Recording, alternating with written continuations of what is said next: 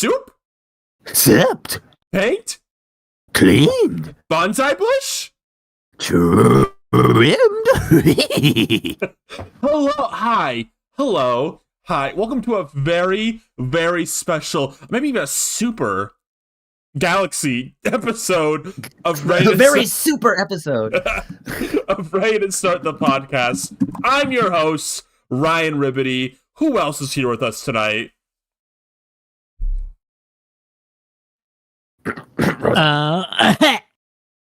The triple F Tilky Rosas. You gotta start I writing can't these see down. what the F stands for. And I'm Seep. I'm the third host of Ready to Start the Podcast, and we're going to be fostering a very productive and critical discussion of the latest feature film out of Illumination, the Super Mario Galaxy movie. But as you know, because this is not your first episode, because you're a regular here, thank you for coming back. We're also joined with our special guest star. This is a big one, folks. This is one that you've all been waiting for months to return to the show. We have Lou with us here It's today. me! Louzilla. Yay! It's me. Lou. Oh my God, it's a Lou You're episode. so long. Everyone, mark it down on your bingo cards, right? Lou, how are you doing today? How are you doing tonight? I'm doing fantastic. Actually, Well, I that's have great, I have a Lou. big project I've been working for 5 years on. I'd love to talk about. No, Lou, that's very nice. But before we get into that, I think something more important that we need to get into before we okay. really get into the discussion here. Yeah, We, go ahead. It's your show. Ryan, I believe let me get this. Let me docket. Is this we have a special celebrity guest joining us for this episode? I think we might. Does anyone where? Were they supposed to be here by now? Wait.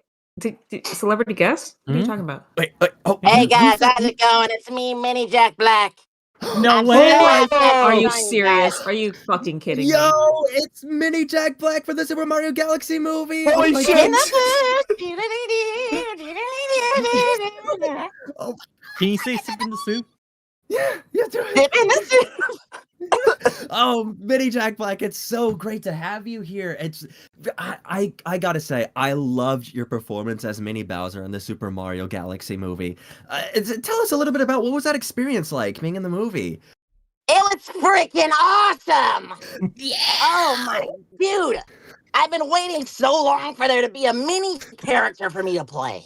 I know. And the fact that it happened to be Bowser too, I know. man, that was just amazing. I was so freaking hyped, man. That was fucking awesome. Did you get any pointers from the regular size Jack Black for your role? Because you're stepping in some big shoes. Well, proverbially big shoes here. I know here. Yeah.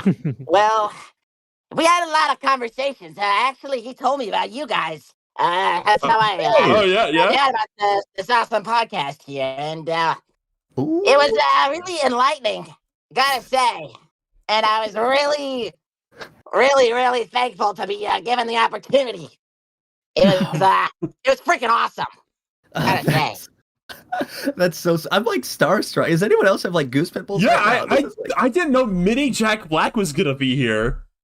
Right. I know. Neither did I. This is such a treat. Thank you for coming all the way out here, Mini Jack Black. I know it's not the easiest trip to make at your size.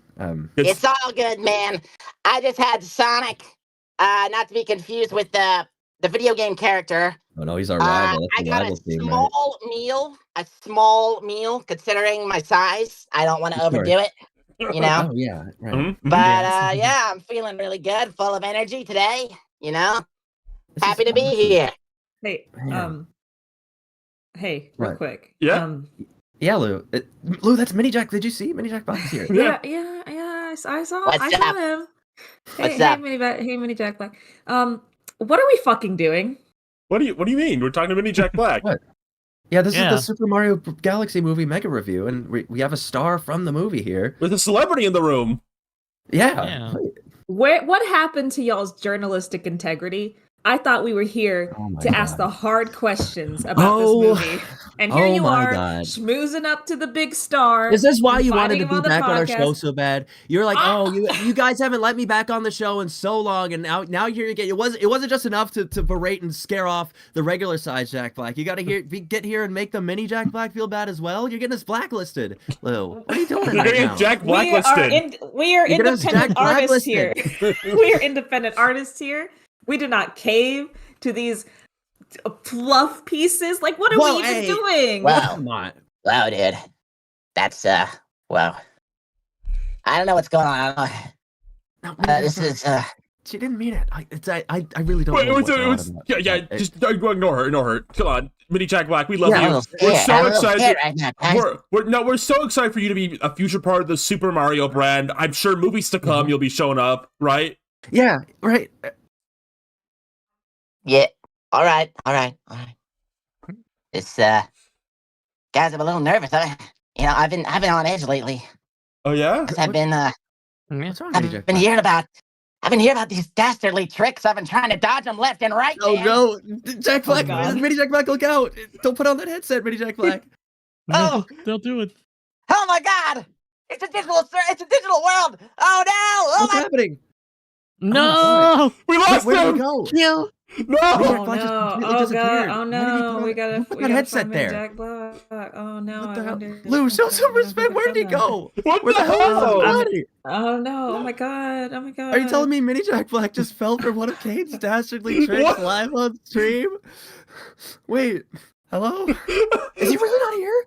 Wait, everyone, turn over these couch cushions. Look under every floorboard. Where is he? I know he's See, small. he's He's gone. easy to Get get back lost. you. He might have got stuck by the Roomba. He's fine. Okay, everybody, I check all the drain pipes. Someone get Stuart Little out there on a mini rope. Oh my and, God. Someone called the He's snack dead. puss. He's fucking dead, and we have to move on. I'm so Lou, you did sorry. it. Except You always hated him. You always hated him. We all saved you. Let's all And you call let him Lou. gone. Why did you did this to him? Let's all.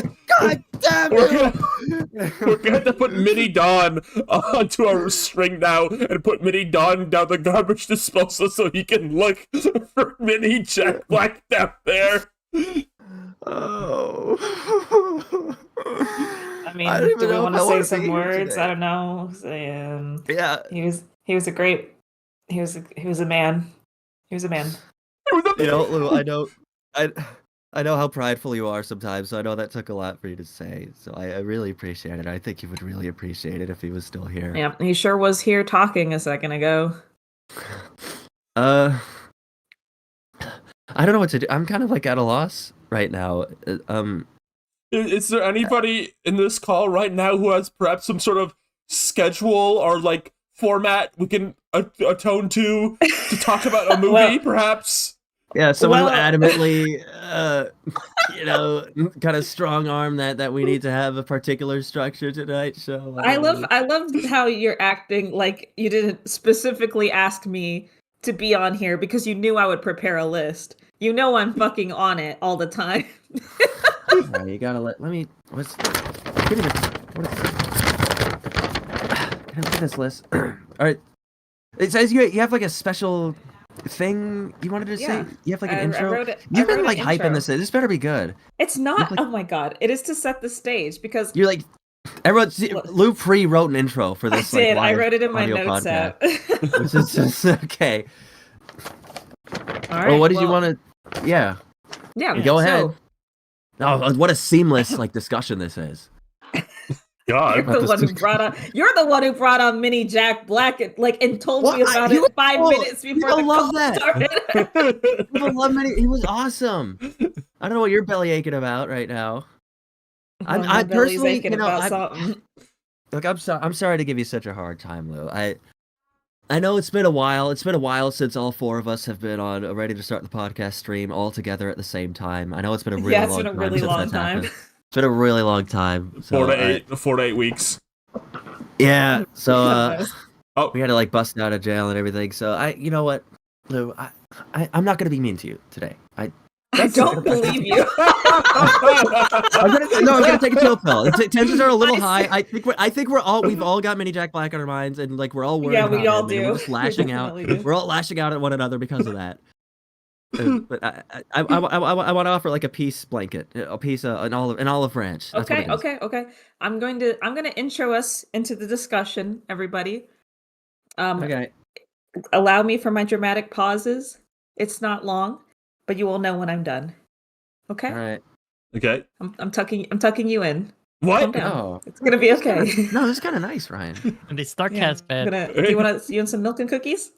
Oh yeah, please. Can you go get some milk and cookies? No, I'm real full. Okay, hold on one second. Let me get No, that. I want some. It's man, what a guest, huh? Mini Jack Black. All right, here you go. Mhm. Here's your milk. Oh my God! Did it? Here's the damn cookies. Oh my goodness. Oh, this is nice and like warm too. Did you put some like sugar in this? What did you put in this? Yeah, I did. Sweet. Okay. Let me just set this. There we go. So what's happening right now? Yeah. Okay. Oh no. What is it? Read Yoshi bedtime story. This is a great episode. Okay.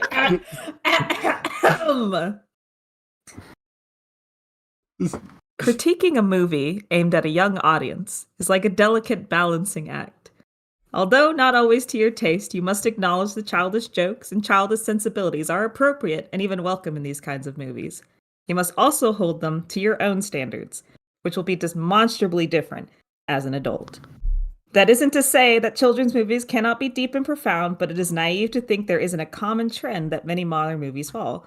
Those that break from this mold are outliers or come from much smaller studios. These expectations are no excuse, however, for poorly thought out art. We should always expect quality no matter the target audience. On another note, movies in general do not have to be constrained by strict structure or guidelines. One of the many joys of the medium is seeing the different ways it presents its ideas, from traditional to abstract and even downright nonsensical. But it is allowed to be these things. Lastly, the pool of movie watchers is too vast and deep to ever truly understand. One man's trash is another man's treasure. No matter how objective you are in your critique, someone will disagree with you, oftentimes quite passionately. So please, dear viewers, take all these points into consideration as we four adults enter what is likely to be a multi-hour long discussion about the Super Mario Galaxy movie. The end. All right. Now that's a tone setter. We're going to be like dignified and respectful and critical during this moment because we actually do have a lot to say about this film. We have a lot to say. Why am I getting like, I feel like I'm on NPR or something. We've got a lot to say for you tonight. I think before we actually start, I want to preface this. I said this on Blue Sky. I said this on Discord. I'm going to reiterate it one more time here. We're not carrying out spoilers at all in this. We're just going to talk about things that happen in the movie. I don't want to format the whole episode around, okay, now turn the audio off right now. We talk about a spoiler. If you haven't seen the movie, just either stop watching or just brace for the fact we will be spoiling the entire movie in this discussion. So just a heads up on that. Yes. Mm-hmm. So before we get into the second movie proper, let's do a quick, just very brief. Remember that first movie? It's been a few years now since we saw it. We've definitely been on the record for what we've thought about the movie. Years ago, when it came out. Yeah, so what are our thoughts kind of like looking back retrospectively? So I actually watched the movie again about 2 days before Galaxy came out. It's, how do I word this? It's not really good. Okay, no, it's not great. It's not great. I think maybe in hindsight, now that I see this one, my opinion on it has changed a little bit. There's things maybe I kind of appreciate more about the first one now that I've seen the second one. I agree. I like how I think they get the characterization down for like most of the characters pretty well. Like when they are allowed to interact, it's pretty charming. Mm-hmm. It's just a problem they don't get a lot of the characters in the movie time to interact. Like, you know, you get a little bit of Mario and Luigi at the start, and they're really fun and charming together. But then, like, you know, they separate the whole movie. There's this kind of cuteness, like kind of cute puppy love between Peach and Mario. But like again, they kind of speedrun that. I would say like the highlight relationship is probably Mario and Donkey Kong. I think it's funny that like they kind of hate each other a little bit, but they still like work together. The animation's like a lot of fun. Illumination's really good. Like this kind of just fun, energetic animation, like being cartoony. Yeah. So I think I don't love the Super Mario Brothers movie, but I have a soft spot for it just on the basis that it's a Mario movie with like cool visuals and like some of the characterization is like fun, and you get to see Mario and Luigi's awesome mom and dad, who I'm a big fan of. Yeah, I also think it's very coherent, like for a video game movie. Like there's some weird things about it for sure, but like if I was watching it as like a mom who didn't know anything, maybe do like vaguely the characters, I feel like I would be able to follow the plot, right? It's like, oh, they go to a magical world and it's like different and weird, right? And then they go home. Like it's pretty simple. Even like the Donkey Kong stuff is like not that confused. You're like, oh, they're in a magical world. There's talking apes. That's fine. Yeah. Right. I actually have. We did a discussion right when the first movie came out. That was like 3 years ago. It was in between season 3 and 4, and I don't remember what I said. I mostly remember Lou like strong arming this like Buzz Lightyear thing. I will go sailing. No more. I've come around on it. But I actually have not like properly sat down and rewatched that first movie since then. I remember enjoying it. It was a nice like there was something nice and like novel about it because it was kind of the first attempt at a super faithful Mario cinematic adaptation done at this level. So there was a lot of fun things about that. Lots of fun like hearing the music, sipping the soup, cleaning the paint. Yeah, I mean, there's things about it that I think in hindsight that I kind of wish was different about a handling of a Mario movie because it's very much. It almost feels more like a movie of the franchise of Mario as it's become today. So it's very like Mario Kart stuff. Yeah, it's like kind of really shoehorned in. It's very like grab baggy, like and we can do this and we can do this and we can have this character and this cameo and this reference and I think in all that I think something a little bit gets lost about kind of I don't know. There's a lot about the traditional standard Mario game experience that I think is a little lost. Like the games don't honestly feel that hectic. No. Yeah. And I think back, I think it's kind of a missed opportunity that there's really not any moments where Mario is like encountering an enemy for the first time and kind of learning how to navigate it. You kind of get like little bits of that, but it's such a fast moving movie that I feel like there's not a lot of like intimate moments where you're kind of like seeing what the characters are thinking in the moment. The movie, which is by design. The movie needed about like 10-20 more minutes on the whole. Like one of the ones that always stands out to me is like Mario and Peach meet for the first time, and this is the first human she's ever meet. You think she'd have like a bit like a cute reaction, like you're human. Then she picks up his like finger, like plays with like his like nose, or a little bit like a little like cute little interaction, like she's never seen a human before. She's gonna be like touchy feely, silly with it.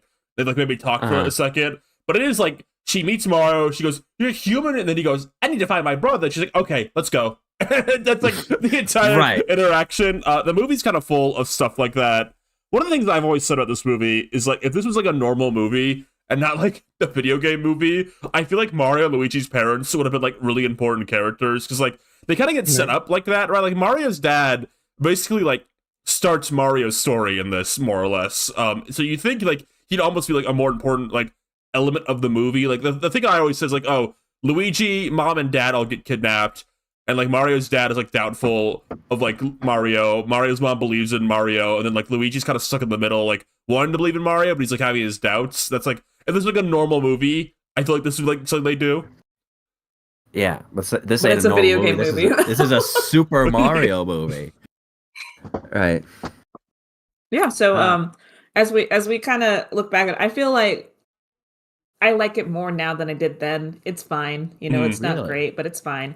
I have no harsh feelings about it as much anymore, especially now. So let's talk about going into the second movie. Obviously, we had the Easter egg, literally, at the end of the first movie with Yoshi. Knew Yoshi was going in. And as we got closer and closer to the movie being real, slowly we learned it's called Galaxy. Rosalina's in it. So I feel like there was a lot of expectations. I think you're forgetting someone though. Francis? Someone. Another character. Oh, no. I'm Bowser Jr. Yeah. Bowser Jr. What about Francis? We'll get to And, Francis. Well, we did. Yeah. And Wart and Birdo, like there's a lot of characters coming in that we started to learn more about Fox about a few days before the movie came out. We'll get there. I don't know when we want to talk about that, like the marketing. No, we're not going to talk about I do want to talk about the bizarre way they marketed Fox. I don't know when we'll get to that, but I do want to talk about that. Okay. Yeah, there was a lot of weirdness. And then of course the critics started watching the movie, and there was a loud and quite dramatic, in my opinion, reaction to this movie from some well-known and respectable critics, many of which said things along the lines of, this movie was physically painful to sit through, which was definitely a vibe going into it. Yeah, this one has like a pretty low Rotten Tomato score. It's like 40 something right It's now. bad. Yeah, I will say, because I think people don't know how Rotten Tomatoes always works. I see, like, compared to like Sonic 3. Sonic 3's average is like 6 out of 10, and this movie's average is 5 out of 10. Rotten Tomatoes, like, if you just get under 6, you're like a rotten review. If you get above a 6, you get a 6 or above, you're like a fresh review. Like, the gap is actually not as big as you'd think it would be between those two movies. But I think the reviews for this have been much harsher for, I think, like any of the Sonic movies, like by a large margin, though, I would still say. Like, just the words being said. Yeah, there's definitely some stuff we'll talk about later on the line for why those reviews are that bad, but it was alarming because I know the first one didn't review like spectacularly at launch either. Yeah. But I don't think such harsh language was being used for the first movie. It was like a lot of the first movie's critiques were like, I mean, it's kind of weird and it's way too like fast paced, but like the kids will like it. If you like video games, I guess you'll like it. This one's like, this movie killed my family and ran off into the woods. I don't think I'll ever recover. Yeah, it's a lot, I think, going in. So, which is a shame because going into the movie, at least for me, and y'all tell me how y'all were feeling going in, I kind of flip-flop between, like, when it first was announced, oh, this is gonna suck. When then it started getting closer, I was like, you know what? Maybe it'll just be like fun anyway. Like it's cute and fun, and I'll just have a good time and like turn my brain off. And then so that was kind of my mindset going into the movie, and that is not how I left it. Not at all. I guess that. Yeah, go ahead, Ryan. I was gonna say, I think it leads us well into what we thought. I think I kind of had a similar thing to you. Like I kind of was hoping I have a fun time. And I don't know. I mean, I'll pace myself before we like start talking like our actual thoughts. It's kind of funny. This movie suckers you in a bit, I would say, in the first 20 minutes. So like, okay, yes, this seems pretty fine. There's a point though where I would say like when Peach goes to space, all pacing is out the window. that's pretty much what I would say. Yeah. Like the first like 20 minutes have some like decent like pacing to them. Like the Bowser Jr. and Rosalina conflict like at the start goes on like a decent like they let you sit in like that conflict for like a decent bit. The Yoshi thing's a bit rushed for like Yoshi's like kind of the comic relief character in this movie, so it's not a big deal. Yeah. And then they let like Mario and Peach have like a nice conversation, and that's like the last nice conversation of the entire movie, I would say. And then and then after that, it just like puts on its rocket boots and does not stop. Oh, not at all. Yeah, I mean, so yeah, I mean, how do we want to start? Do we just want to give like just like general like do we like it? Do we not? Yeah. Well, before we get really in depth about it. Yeah, before number one talking point. Yeah. I it's hard. I can't really say one way or the other because I think I really did not like it, but kind of when I was preparing for this discussion, I was like, well, I gotta say some things I liked about it, and I started kind of like going through my head stuff I liked.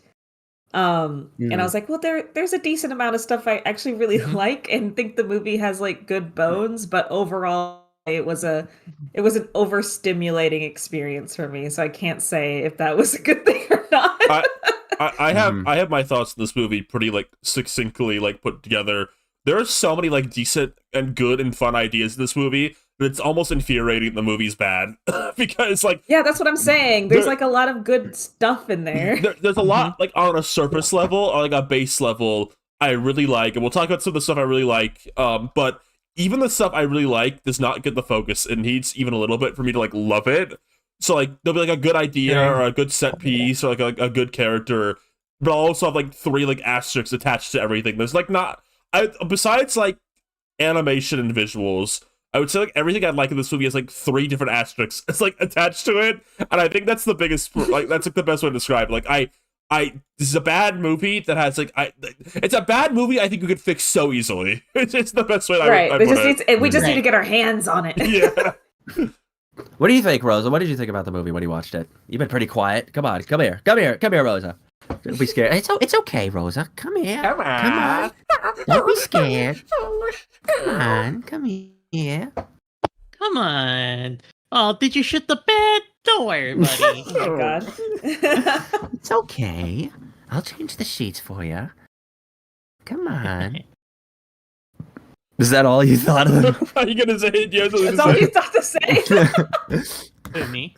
Yeah. Yes, you. What do you think this is? Oh. We're live right now. By the way. Oh, I stepped away for a bit too live. fast. Oh my god, my computer just fell on me. Okay, so my thoughts on the movie. So Yes. Like I had fun with it. Yeah. I don't know. I generally could say I wish I had more time to spend more time with like a lot of things I like. But other than that, it's like, oh, it's a fun movie. I was watching it with my mom and my brother, and it's like, Oh. and she was like, Easter "Oh, weekend. this is so funny. This is fun." It's like, yeah.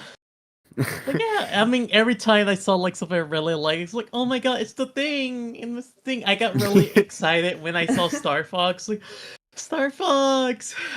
Yeah, but I did have like a crackling Joker moment because I kept laughing at like the Bowser bear, like, "Sip in the soup." I did laugh in the theater. Mini Bowser was so. Mini Jack Black's performance in this was like A1. It was stellar. He perfectly brought the Mini Bowser character to life. I think. Yeah, you know, like I was. Oh, no, go I ahead. was gonna say, there's not a lot about it for me to say it's an amazing movie ever, but it's like not a thing I would just say, "Oh, this sucks." It's like, "Oh, this is nice. This is fun. I like it." Yeah. Yeah. Can I be real honest? Can I give my piece on this movie? Yeah. Of course. I was going into this like really like, oh, I don't know, like a very lowly rated video game movie. Like, oh, I just went through this like with the Five Nights at Freddy's movie, and that was one where I was just like, oh man, this is kind of like, but I'll be real. I had a pretty fun time. I enjoyed this one. I think in a way that you would enjoy a theme park ride. It was very just like there's a lot. It's very stimulating. There's always like I think this movie is very good at constantly showing you new things, new characters. I swear to God, like every 2 minutes, there's like in a new location with a new character.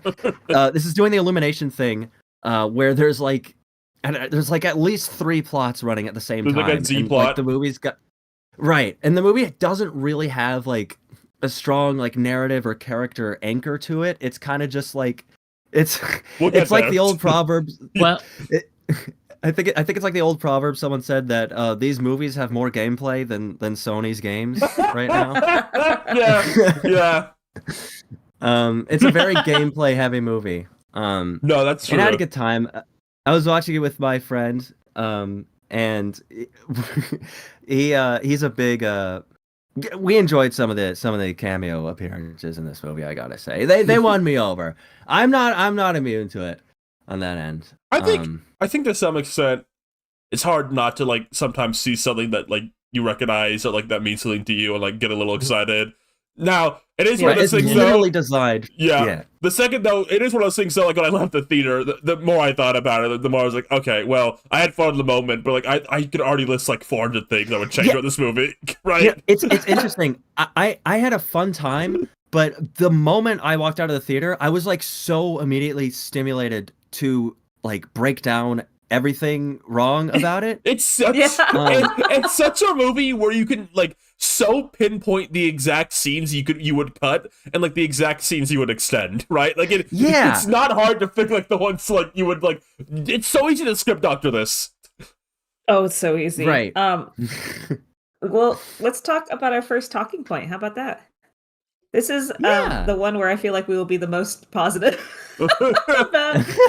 Number one is our thoughts on the overall art, animation, the character designs for the new characters, like the set pieces, like just the way the movie looked. And we can include like sound too here. Yeah, it's a good place to do that. Music. Of course. We love talking about sound design on this show. Oh, it was good. Yeah. I mean, I think this is the most it feels like Illumination really pulls out all the stops, because they kind of know this is a big deal. Like, this is their partnership with Nintendo, which is like a huge name. The two things they care about the most are the Super Mario movies and the Sing movies. I was about to say the same thing. Like the Sing movie, Sing 2 looked really amazing. For no damn reason, Sing 2 is rendered beautifully. But no, you are, cause even compared to like Despicable Me 4, it feels like they pull out like all the stops for like this compared to that. Right, and there's so many like locations that they go to, so many like little characters that only appear for like a brief moment. A lot of like background dressing, set dressing. There's a lot of there's a lot of enthusiasm when it comes to like building this world out. And not all of it carries narratively, but you can at least like like a theme park, like, yes. Oh, look at this like little section of this wall that they've decorated. Like, everything's designed so that like you can look at any one spot and point something out and like appreciate it. It's pretty admirable. I want to lead with on the note, just like something always like being like on screen at all any given time. There's a cameo in this movie that only exists if you're watching the Screen X version of the movie. The skeleton Goonie enemy from Yoshi's Island is in the museum Yoshi goes to, and you can only see like that skeleton seagull bird thing? Yeah, and it's only visible in the Screen X version of the movie, which is insanity to me. No, but it does look great. The coloring, I think these movies have like great colors to them. Every location they go to, I feel like has a really fun palette. For the most part, I think they adapt the character designs pretty well. I think some of the weirder ones are mostly left to the background. Like, I think because like they really marketed some like the background characters like in marketing for this. Like, they look a little weird. Like Spike is the big one that stands out. Spike, the beautiful frog reptile creature from Mario Party, is in this movie. Was Spike in this movie? Yes, he's in it. He was on like some like promotional thing. He's very briefly. He's so briefly in it, like so briefly. And that's like one of those things. I guess I'll have to watch the movie again to catch that cameo character. But he looks weird, but like he's barely in the movie, so like it's not a problem. Like any character who matters, I think, looks like good, right? Like Wart looks good, Star Fox looks good, Rosalinda. Yeah, Fox looks really good. Yeah, we'll talk about Fox a bit more. I can't wait. The Star Buddies look a little bit ugly, for example, but they're also barely in the movie. Like, again, like anyone who looks a bit weird, like I wasn't that fond of design wise. Like, it's mostly like some weird NPC enemies just are barely in the movie anyway, so I guess it's fine. I think they look a little funny. I like how little fugly they look. I like I laugh a bit when I saw Spike's face. It's like, oh, you look like a pug. The Honey Queen is in this movie, and she's like kind of sexy a little bit. Is that true? I don't know. They changed her heart. They changed her heart for this movie. Was that they changed her heart? Yeah, she's cruel. Was that? We'll get there. Was that Chris Meledandri's? Was that his vision? Did you want to? Did he? Was he saying? Was he like leaning over the animator's shoulders, going like, make sure that Honey Queen, like, I want audiences to want to climb on this bee and crawl around her body. Maybe that's true. And you know what? They did a good job. I would climb all over I would fucking climb all over Honey Queen in this movie. Goddamn. Hello? Like, I looks like Moto likes you. And then I'm walking out of the fucking pond, knocking everything over. There's a lot of set pieces. I didn't think to like actually count them all, but there's like constant ones. Like okay, so there's like the regular Mushroom Kingdom with Peach's Castle. You get they go through these flower fields where they reach the Honey Queen. There's the dinosaur. They go to Dinosaur World. There's even like a Brooklyn segment for like less than a minute. Yes. That's like pretty really densely set. Dang, what else? There's like the big Gateway Galaxy hub that's like a giant interstellar airport. Setting. That's pretty cool. There's like this seedy underground place where they eventually go to a casino. That place is so cool, and we'll get to it later. It makes me mad that they didn't write a good reason for them to go there. Because it's a really cool location, but like it's just kind of. We'll get there when we get there, but it's a cool location for sure. It's also really We funny. got a lot to get through. A funny reason. Yes. Hey, sorry, I don't mean to just jump in. I'm on call at work, so I just jumped back in. Hi everybody, welcome back. I just got a work call. Work right now? Well, I have the on-call phone. I work at. Hey everybody, I work at an animal shelter, and sometimes the animals need me. A hero over here. Oh, so, sometimes things are a little more important than the StartCast. Sometimes I have a job. Are we still talking about art and animation? Yeah, whatever. We're talking about the Honey Queen and the locations and stuff. Yeah, we're talking a lot about the Honey Queen. If anything, Illumination, they're really good at these like beautifully lit places. Like the casino scene is just so fun to look at, and it's very creative. It's behind a secret little wall, which you might find in the game or something. I don't know. And then you got all these flashing lights and pretty colors, and then Wart slapping his big belly and burping bubbles everywhere. Yeah, and that awesome. belly is rendered in a way that makes you want to climb on it. Yeah, right. Climb all over it. It's very cool, and I think in general there's a lot of just like detail in a lot of the sets too, which I always appreciate. Yeah, there's no space wasted. I'll say that much. For better or worse. There was that trailer they like kind of dropped like a week before the movie came out. That was like every like model they had made for the movie basically being shown close up. I feel like the people making these movies just like they clearly love Mario and they like letting you know like, hey, look, we put Shy Guy in the movie. What it feels like they got like overexcited. Yes, and we'll talk about that. We'll talk about that later. That is both a positive and a very large negative of these movies sometimes. But you can tell they just love trying to get as many of these like guys as they can. And sometimes it works out. Like I think they said like you like the Toasterinans, like having them as like an opening set piece, like in their little town. Someone check the IMDb. Someone check the IMDb. Does Carlos Alazraqui voice those little Mexicans? Does Carlos Alazraqui voice those? I swear to God, I didn't see his name in the credits, but I was so certain the moment they appeared in that first like trailer thing. I was like, those are little Mexicans that are going to be voiced by Carlos Alazraqui doing his famous Mexican accent. Someone check the IMDb right now. I couldn't find. I swear, I looked for his name in the credits. I could not see it. See, I just checked Mario Wiki. He's in the credits. He's in the credits, everybody. That's what I'm talking about. Who's Robin's voice actor? Scott Mendelvin. Scott Menville. Biggest downfall of this movie. There's not as many like Scott Menville Koopa moments. That's right. Something sound design related actually that I was surprised about this movie. I was not expecting this at all. They actually like removed basically all of the licensed pop music. Yeah, that was crazy. And I think they were listening to people about that because that was such a big critique of the first movie. It's like, oh man, it's really jarring when we're in, Donkey Kong Land and fucking Take on Me starts playing. It's weird. That's like a little nugget of like a lack of confidence in the source material that is weirdly not present in like every other aspect. Like every other aspect of these movies are so indulgent in like the Mario world and characters and stuff that it was just always very off-putting that was one part. That was one part where they were just like they didn't think that the music would carry it from the game. This movie, I'm checking Mario Wiki right now. It has two like I guess like needle drop songs. It has "Hypnotized" by the Notorious B.I.G. Biggie, which was really funny and well used. they do use that one well. That's a good one. And then they play "Too Hot to Stop" at Peach's birthday, which again, this is like that's just like party music, and they're at a party. It's fine. And those are like the only two. The Wiki also lists "That's Amore," which Luigi sings. I guess that counts. That is true. That was in the credits. They did credit that. Yeah. They give that song more credit than Grant Kirkhope in the previous one.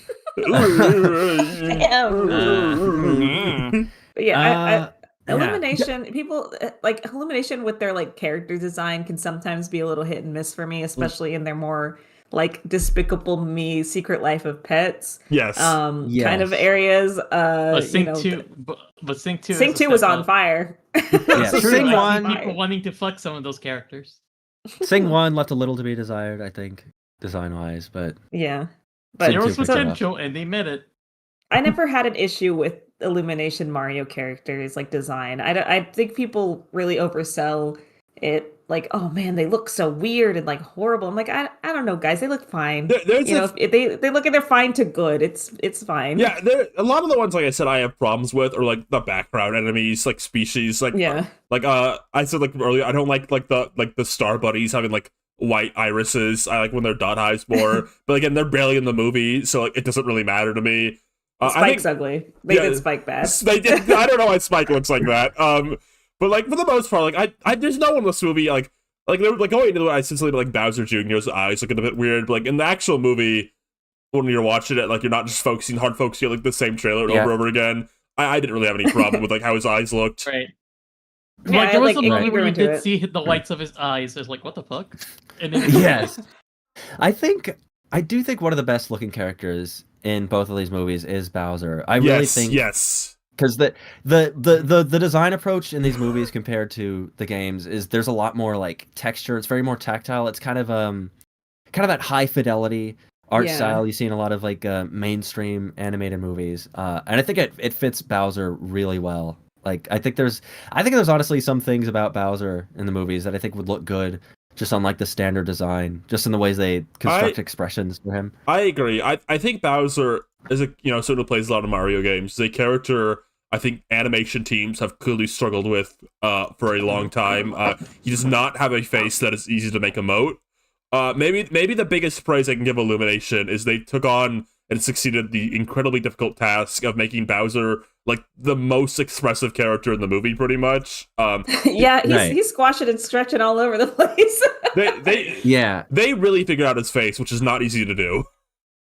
Right, his mouth can do more things than just kind of like Muppet open close. Yes. Yeah, and I think in general, Illumination is pretty good with like comedic animation too, like slapstick, because they got the Minions under their belt, and Minions have some great timing.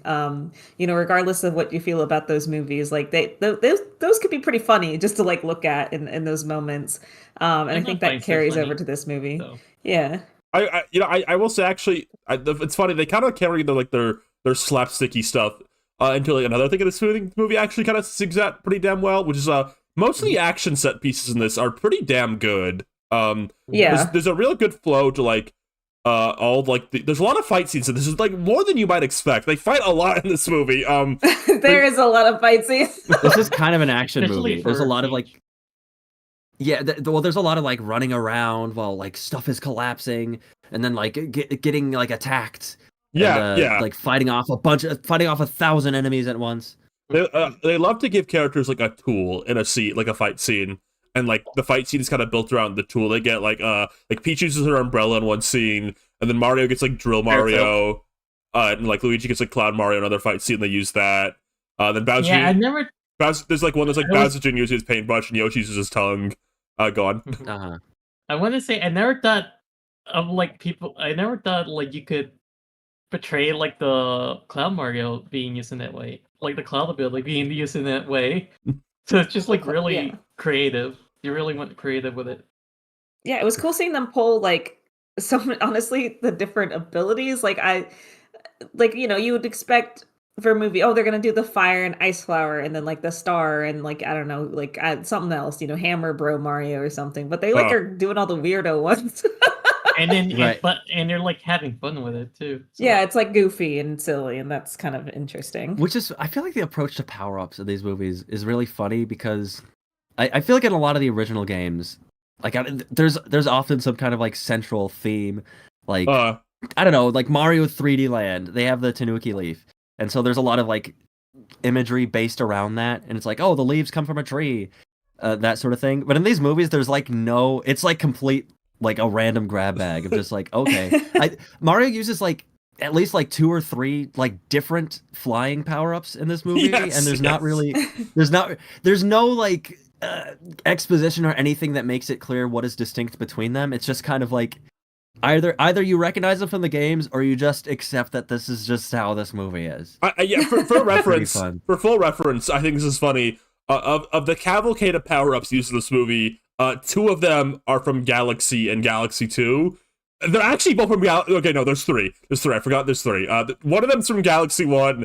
2 of them are from Galaxy 2. There's no B Mario in this movie, which is kind of shocking because it's kind of like that game's power up. Like I would say if Mario Galaxy is the power up, it's the B mushroom for sure, but that's not in this movie. Yeah. There's Cloud Mario, Flying Mario, which is from one level in Galaxy 1.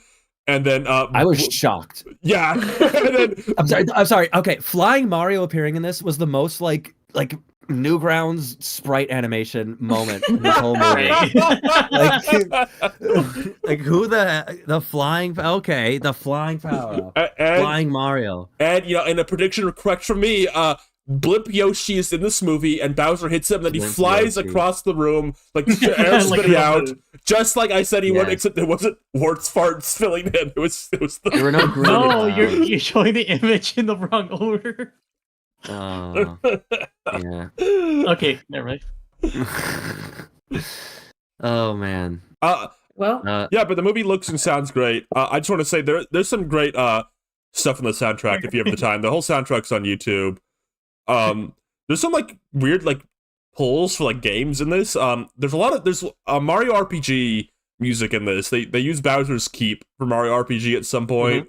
Apparently there's a lot of stuff I just didn't hear that was in this movie. Like the Brutals like boss fight theme plays at some point apparently. Really? There's stuff like that. Even the soundtrack is such kind of like a grab bag of just stuff that sometimes isn't even really coherent. Like, why is Jump Up Superstar playing in the casino? That's like my one big complaint with the soundtrack. Like, why is like the Mario Brothers 2 like bonus music not playing here? Like I feel like he wanted.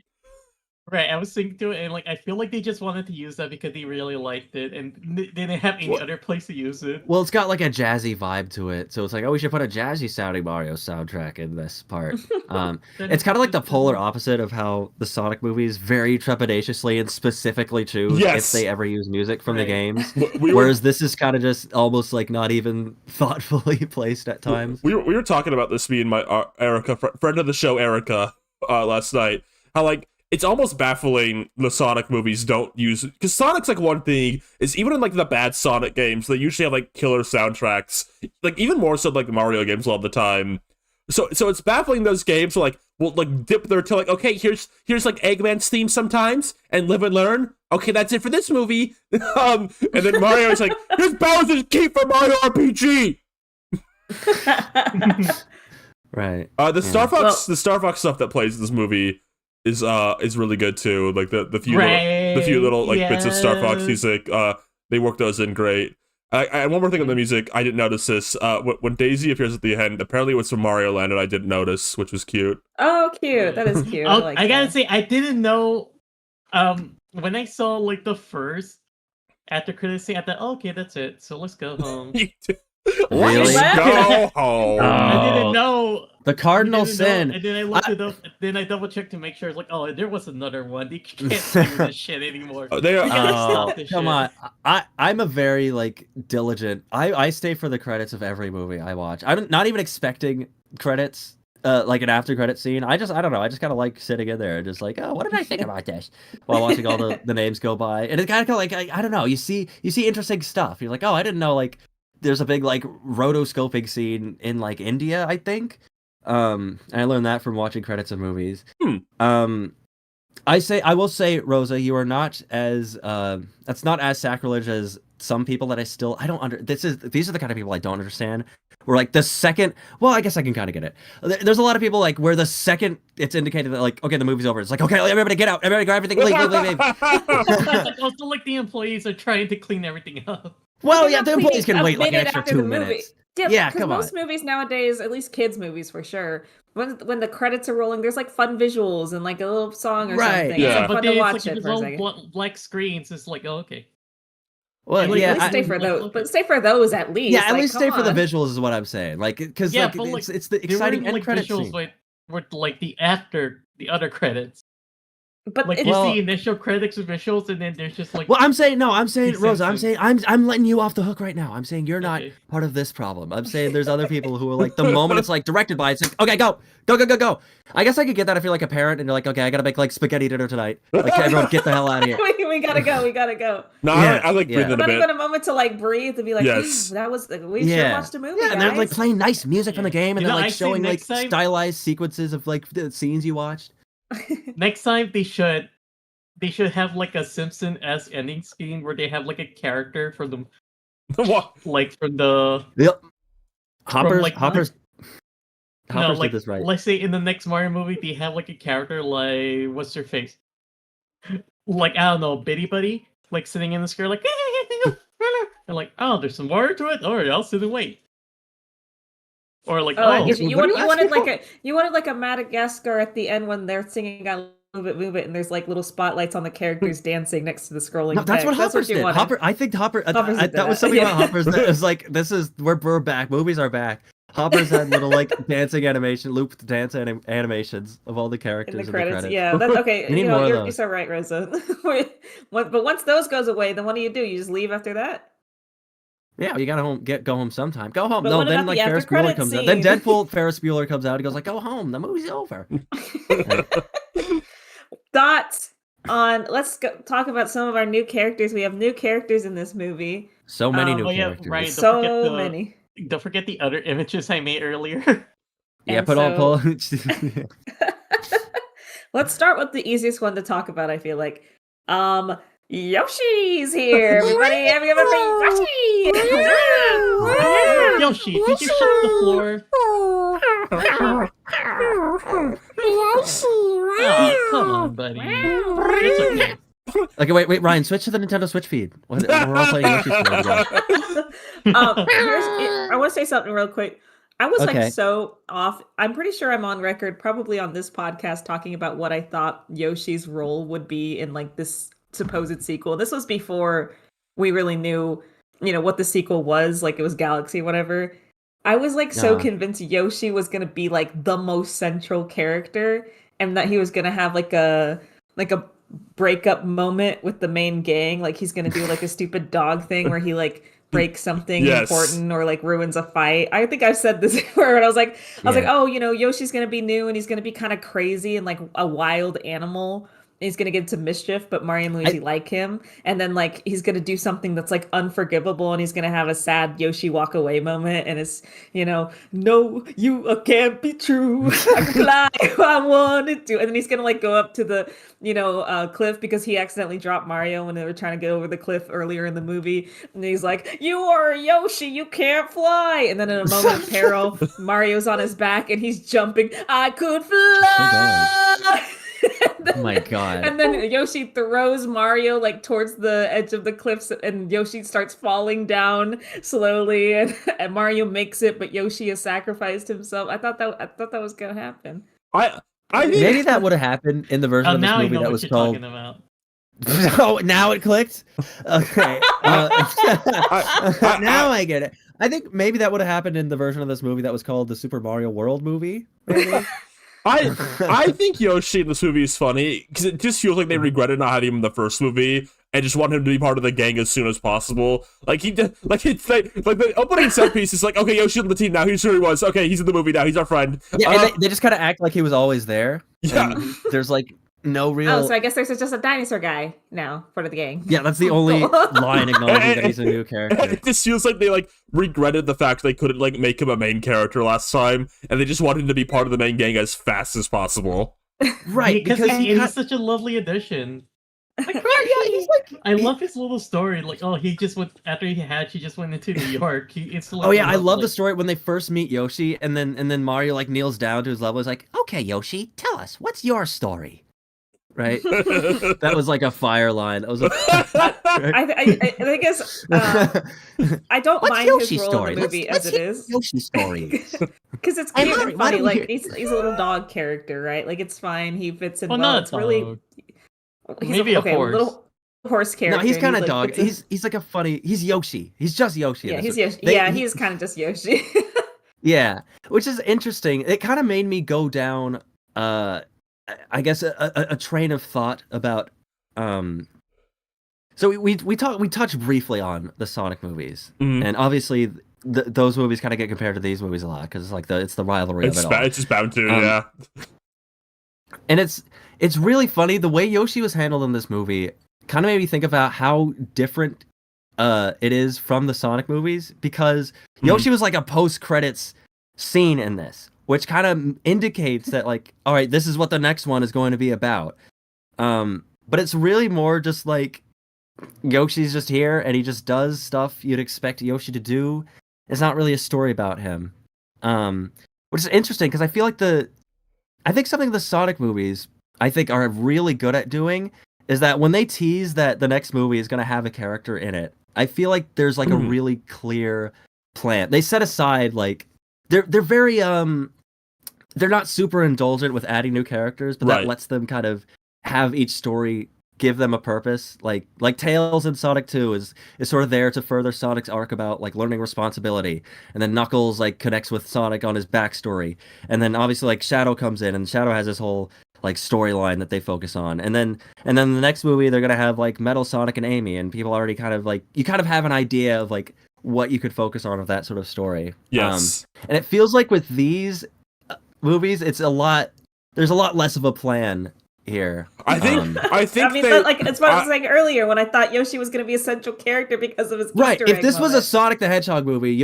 this would be like Yoshi's story. I will say I read an interview where they more or less admitted that like they don't really like plan these out ahead of time, like say like okay, this has to happen in the next one. They're a lot more like by the teeth apparently, right? Which is not surprising. Right, I could get to some extent because the Mario games, like compared to Sonic, like there's like almost no characters with any kind of like backstory or story at all where there's like an expectation of this has to happen if we introduce this specific character. Except for Rosalina. I think Rosalina might be the one character where you kind of like has like a story attached to her. Kinda. I mean, but they definitely sideline Yoshi a lot in like the latter half of this movie, which is like fine, I guess. You know, there's a lot of stuff going on other than that one scene, which we will talk about later. And so, but like he's a fine character. He's a fine addition. He feels like he was always there. I don't mind him. I will say, I think Yoshi is a problem. I think like 80% of the characters in the movie do. I feel like this movie didn't need to have every character have like a big arc, but like okay, I'm thinking about like Lego Movie right now, right? Like there's like. In that movie, the only characters who have like arcs are like Emmett and Wild Style. But like every character, other character in that movie though, gets like a payoff, right? Like Benny wants to build a spaceship the whole movie. He can't build a spaceship. He gets to build a spaceship. Yeah, then again he gets to build a spaceship at a moment. Unikitty keeps like trying to like be like stay positive the whole movie no matter what bad happens. At the end, like she finally like unleashes her rage because she's angry. You know, there's like little like Metal Beer like doubts everyone and like he's like I'm not sticking with y'all. And then he sees like Emmett's things like okay, actually we should be doing this. Like there's like very small little like build-ups and payoffs like all the like kind of secondary characters. Like they're not huge arcs, but it feels like everybody gets to do something, which is fun. I think this movie has a problem with like not letting characters do that. Like I'm thinking about Yoshi right now, like a tie through where like Yoshi like I don't know, he keeps eating like important things. Like Mario's like okay guys, I got this big important key we need, and then Yoshi like eats it early in the movie. Goes, ew. And maybe like that keeps happening throughout the movie. Like Yoshi keeps like eating things. Like he's a huge glutton. And then like at the climax, like Bowser's like, I'm gonna use my big laser cannon to destroy you, Mario Brothers. And then Yoshi like eats it at the end, and they're like, Yoshi, you did it! Like I don't like again. That's not something. Like, yeah, it's not a crazy arc or anything. Like it's like a tie through. Right? It's like there's like a payoff. Like Yoshi doesn't need an emotional moment or anything like that. Like he doesn't need a tearjerker scene. He just needs some like even like gag wise, like the gag is that he's like eating stuff all the time, but like they kind of just fucking like drop it after a while and he starts just, like fighting. I fully expected that for Yoshi to be like his dynamic with Toad, but there's really not a lot of time in the movie for that. Should we talk about this Toad right now? Like Yoshi and Toad's weird dynamic. We might as well. Yeah, they literally give up on it halfway through the movie. Like they get to like that dinosaur scene, which I'll talk about when we get to pacing. I mean, we can honestly talk. I feel like it's relevant to what we're talking about right now. Yeah, I feel like that dinosaur. I think that dinosaur segment is kind of in this version of the script. That's supposed to be Yoshi's payoff moment a little bit because that's kind of the one scene where it's like Yoshi has to be the hero of the movie. because all the other characters have been turned into babies, and it's kind of Oh my there's like God. this MacGuffin that they have to get while they're being Yeah. chased by a giant dinosaur, and it's kind of up to Yoshi, and Yoshi kind of proves himself, and he kind of rescues the others. Is it? But it's just such a very it's like at such a weird like middle point of the movie that it doesn't feel Yeah. like a payoff. Would it But I be- think that's why it's there. Would it be funny to say this, maybe? Would that scene, like... I feel like that scene would have worked maybe 5% better if Fox and Peach were babies, too. Like, if, like, everyone Yeah. but Yoshi and Toad were Babies, babies. Because, like, otherwise it's weird. Fox and Peach just, like, stop. Like, they just kind of, like, tap out for a minute during that scene. Like, they're not concerned that, like, baby Mario and baby Luigi were to wander off in this strange panel. Like, you think Peach at least would be like, guys, go after them. Like, she'd, like, tell them, like, go Yeah. chase them. Like, it would have been, like, make more sense to me if everyone but Yoshi was a baby in that scene. Like, he was dealing with But I it. gotta fix the R-wing. The R-wing's busted, guys. I gotta stay here and fix the R-wing. No, okay. Yeah, so here's the thing, the setup here, and I'll let you take the floor, Ryan, because I know you're super passionate about this scene in particular. Let me set the stage for everyone who hasn't seen this movie. So, you know, they've met Fox. The gang is back together after being like spread out for most of the movie. Yeah. You know, you got the regular gang, Yoshi, Fox. You know, they're in the ship. They get shot down. They land on a small dinosaur planet. Fox is Dinosaur like, planet. No way. the Fox is like, oh, my beautiful ship that my dad gave me. Oh my God, I'm in fucking ruins over here. Peach is there too, I guess. Mario and Luigi are babies now. And I guess for some reason the movie decided, okay, we need to give time. We need to halt the movie like to a complete standstill for about 10 minutes. Ryan, take it away. Okay, I can't stop thinking of this damn dinosaur scene, dude. It's baffling. I described it as this. The dinosaur scene in this movie feels like they wrote and animated like a bonus feature short for the DVD where like they like drink a potion and Yoshi has to like protect them from like a dinosaur for like a few minutes. Like it's like supposed to be like a short, but then like they put that in the middle of the movie and it just I get the intent. Okay, so the intent is they're supposed to crash, so like they like it's supposed to like build like Mario and Peach build like a heart and heart moment, which happens at the end.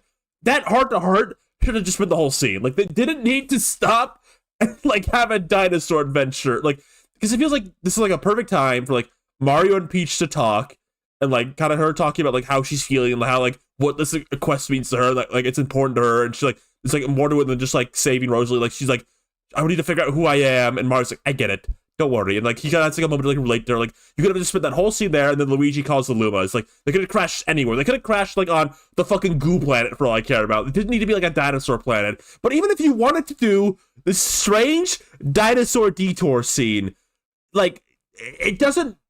Nothing becomes of it. Like right, like this isn't Yoshi's moment because like it never gets acknowledged again. Like this isn't like Toad has a moment like, you know, Yoshi, I'm sorry I misjudged you. You're my pal. Like this should happen. Like that doesn't happen. Again, like Peach and Fox like don't also turn into babies. So like it doesn't feel like Yoshi like protects the whole team. They just literally tab out of the movie for like 5 minutes. Like they just don't. They just stop existing in the movie. They walk away. Yeah, they just stop. And you again, like you think Peach would care a little bit, like that Mario and Luigi are babies right now. Nobody even questions how they turn back. Like they don't go like, "Oh, you guys are back. What happened?" Like nothing happens like that. Toad holds. Okay. Toad holds onto the baby gun, like the little fucking baby gun. I'm like, okay, they had to be using that in the climax. I'm like, they'll turn Bowser into a baby or something at the end. Like that'll be the payoff. The baby gun never appears again. This fucking baby. They make sure you know Toad has it still. Like he picks it up and takes it with him. But they don't. There's like no payoff. Like okay, he's gonna like shoot like a big like Koopa Troopa like enemy with it to like save the day or something. Like nothing like that happens. Like so, it's a waste of time because you don't get any Peach and Mario development. There's a very brief thing at the very end, but like it's super fast. And it's a nice, cute scene and concept. But again, like it would be nice if they had a full conversation. Like Mario gets to learn like why Peach cares so much about this. Like she's like, I think I know Rosalina, and I really want to talk to her. Like it's like something like really matters to her. It doesn't really amount to anything for Yoshi because this is like the middle of the movie still. So it's a weird moment to give Yoshi a big payoff, and it doesn't matter because nobody acknowledges Yoshi's accomplishment anyway. And then like it doesn't get to have like any sort of like kind of like payoff later in the movie because they get the baby gun, they get this like device, turn people into babies, they hold on to it, and it never comes back. It's just a baffling You would scene. think that like with the initial like, oh, Toad is, doesn't really get the point of Yoshi joining the team, and maybe that would cause like some fun banter or like some riffs, because Yoshi don't give a fuck. Yoshi likes Toad. Yoshi's like, "Yay, Yes. Toad!" Like he doesn't care. But Toad's like, "Oh, this guy." But of course, like pretty much immediately after he meets Yoshi, he goes with Peach on the Yes. space adventure. So they're separated immediately. And then by the time they get back together, Toad's like, "Oh, this guy's still here." It's like, "Okay, you're still on this? All right, I guess." And you would think that this little scene, at the very least, like you said, would be a moment for Toad to be like, "Wow!" Like Toad and Yoshi have to work together to save Baby Mario and Luigi, and they do it together. And Toad's like, "You know what, Yoshi? Like you ain't so bad." But no, not even that. No, it's just so Not even so that. weird, because there's so many things you could have been doing. Like there could have been a payoff to this, or you could have used this scene to like have like Mario and Peach get closer, or have Yoshi like really prove him. So like the dinosaur could have like attacked the entire team, and Yoshi could have like fought the dinosaur or something. Like there's so many like small little changes you could have made. You didn't even like remove the dinosaur scene in its entirety, but like you had to either give it a payoff, like the gun, like you had to have like Toad, like I don't know, like Yoshi like shoots like a big scary Koopa Troopa about to attack them right before the final boss. Like again, that's not a huge payoff, but it's a payoff. Or like you needed to like have like make this more of a heart-to-heart moment. Like they're stranded, Peach is frustrated, she's just someone who like could really like tell her the story, like who she is, and she wants to know so bad, and something stopped her, and she's so mad about this, and she can talk to Mario about that strengthens the romance and bond between them, that gives them like a moment they need, but they don't. It's just like this scene with a couple of laughs, and that's it. I think this is something I will say though. When Toad got turned into a baby, there's a fully grown dad like next to us that like let out a big laugh during that scene. He laughed a few times during the movie, and that was one of them. I think this sequence says a lot about like why this movie I think is so stimulating to talk about, because I think I can imagine there was probably a version of this movie that had like kind of a different focus, maybe had a lot less going on, where this scene had some kind of purpose like we're talking about, because it does feel like you could so easily change little things about it to make it work, and it probably did work at some point. It's probably a case where little changes were made that made it not work, so that it could work in a different version of the movie than what it was originally conceived for, and they couldn't take it out because Miyamoto was like, "No, we need a scene with Baby Mario, Baby Luigi." And introducing Baby Toad. No, I feel like agree. there's probably a lot of stuff in this movie like that. It's not that hard to like. You don't even have to remove like the entire dinosaur sequence. You just have to give it like a small payoff, right? Like it just needs to like amount to something, right? Like it just needs to, like I said, like even something as simple as like they use the gun later in the movie to like defeat someone. That's a payoff. It's a very basic payoff, but like there's not even like a very like nobody even acknowledges that like Peach doesn't even go like, "Oh, you guys aren't babies anymore." Like nobody even like right. It feels like the fact they turned the babies like, means nothing. Well, it's relevant. I have to bring up the absolute strangeness of the dialogue in this movie. The dialogue in this movie is odd, and sometimes it's cute. Like there's little moments where like, okay, that was a cute little exchange, like the very brief Mario and Peach thing after the dinosaur segment, or that time they're sitting on the roof together. There's some cute stuff, but more than half the time, it doesn't feel like the characters hear each other. Like literally hear and comprehend. Yes. Like I think Bowser Jr. and Bowser are like maybe the closest people who actually seem to be like having a conversation. But I mentioned this before when we were talking in chat, that the strangest thing for me, and I kept noticing it because I was really looking forward to Bowser has a son. That's a big deal. Even if like you're a game fan, like we're game fans, we know who Bowser Jr. is. We know about him. We've known about him since like fucking forever. But like you're introducing him into this movie. I'm Bowser Jr. and I'll be taking my father. Not one of these goddamn characters said anything to the effect of, "Huh? Bowser has a son? You're Bowser's son? Wow, Bowser has. Where did you come from?" Like nobody says that. Like, you think there'd be a scene where they're going to talk? Bowser clarifies he's a son for the first time. You think Mario like, "You have a son?" Like he'd have like a big reaction. Like even like there's even like a big like talk about like you just think like Mario like be like, "You had a son this whole time," like something like that. It's kind of funny how this movie makes Super Mario Sunshine look a little in depth with this exploration of this in comparison. So at least Peach like reacts a little bit. Yeah, she's like, when huh? You're Bowser's son? Like, what the? Yeah, like- there's nothing. Like did the it get part where Bowser they're in the castle and it's falling down and Bowser Jr. shows up and he's like, I'm gonna be taking my dad. And like Mario and Luigi pause for a moment and kind of look at each other. And I thought they were gonna be like your dad? Who? What? Who's your dad? Like, and I thought that was gonna be kind of like a funny exchange. And Bowser Jr. would have been like, Bowser, and they're like, oh, but they just fly over it like completely. They don't give a fuck. I feel like the people making this movie forgot for a second, like, we all know who Bowser Jr. is. Like, everyone knows who Bowser Jr. is, but like, in the context of the movie, the characters don't, right? Like, the characters don't know exactly. we do. We, the audience, know who he is, but like, Mario and Luigi in this movie don't. We want to try to talk about, like, we're kind of shuffling into Bowser Jr. Like, we got to finish talking about Yoshi. Let's talk about Bowser Jr. a bit.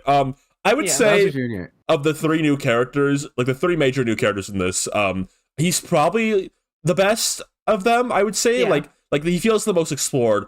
But again, this comes with caveats. This is like this is another of my rants. I have so many rants. Because this is another thing of this movie, and this kind of we kind of tie Bowser's character in this a bit. I think the thing they're going for here, character-wise, is so interesting. I think the concept that Bowser put all these like horrible ideas into Bowser Jr.'s head as a kid, like he kind of made him into a villain. Like he's like, okay, the sun, everyone sucks except us, and you have to be evil because nobody believes in us, and we have to be evil forever. And then like, right, there's a part where Bowser Jr. is telling Bowser that like he learned that like having friends is a weakness or something. Yes, and you see like a twinge of regret almost like wash on Bowser's face, and then he just kind of like brushes it off. Like, that's my boy. Yeah. So like, it's this really interesting idea because Bowser's thing in this movie is that he's like not evil anymore, really. Like he's kind of like truly like softened. He's at least working through his demons. I'm working through my demons, and like he's being genuine about it. Like he's very pally with the Mario Brothers for in the mini Bowser segment of this movie where it's the team up is where the Mario Brothers are with mini Bowser. Like there's a lot of conversation about like how he's changed his ways, and it does come off sincere. Like there's a point where he turns himself in to the Honey Queen as prisoner in exchange for Mario and Luigi fighting his son, which doesn't go anywhere. Like it's not of any consequence. There's no scene where it's like, I was duping those Mario Brothers the whole time. No, he's being very sincere about it. And then it's this interesting idea where like he is like reforming, like he's like trying to become a good guy. But the son he created, like the son he formed, like he put all the ideas into, is like he is reverting him. Like he created like the monster basically of this movie. And that's like reverting him back.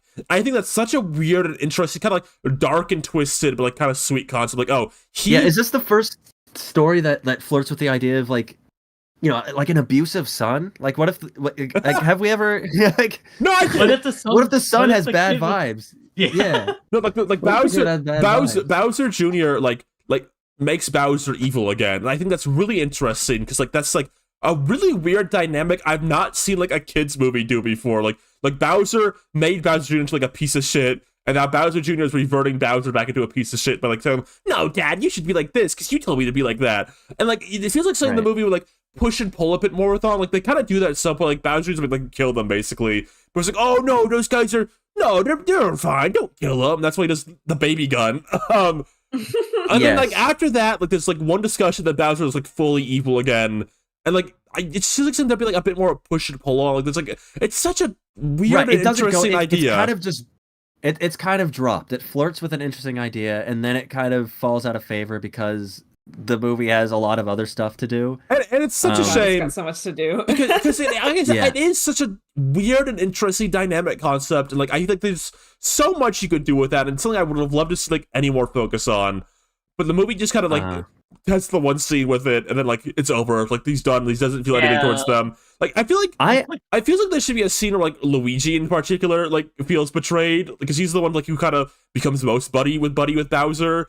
But like we don't Luigi just like once Bowser turns evil again, Luigi like doesn't even like have anything to say about it, which feels odd.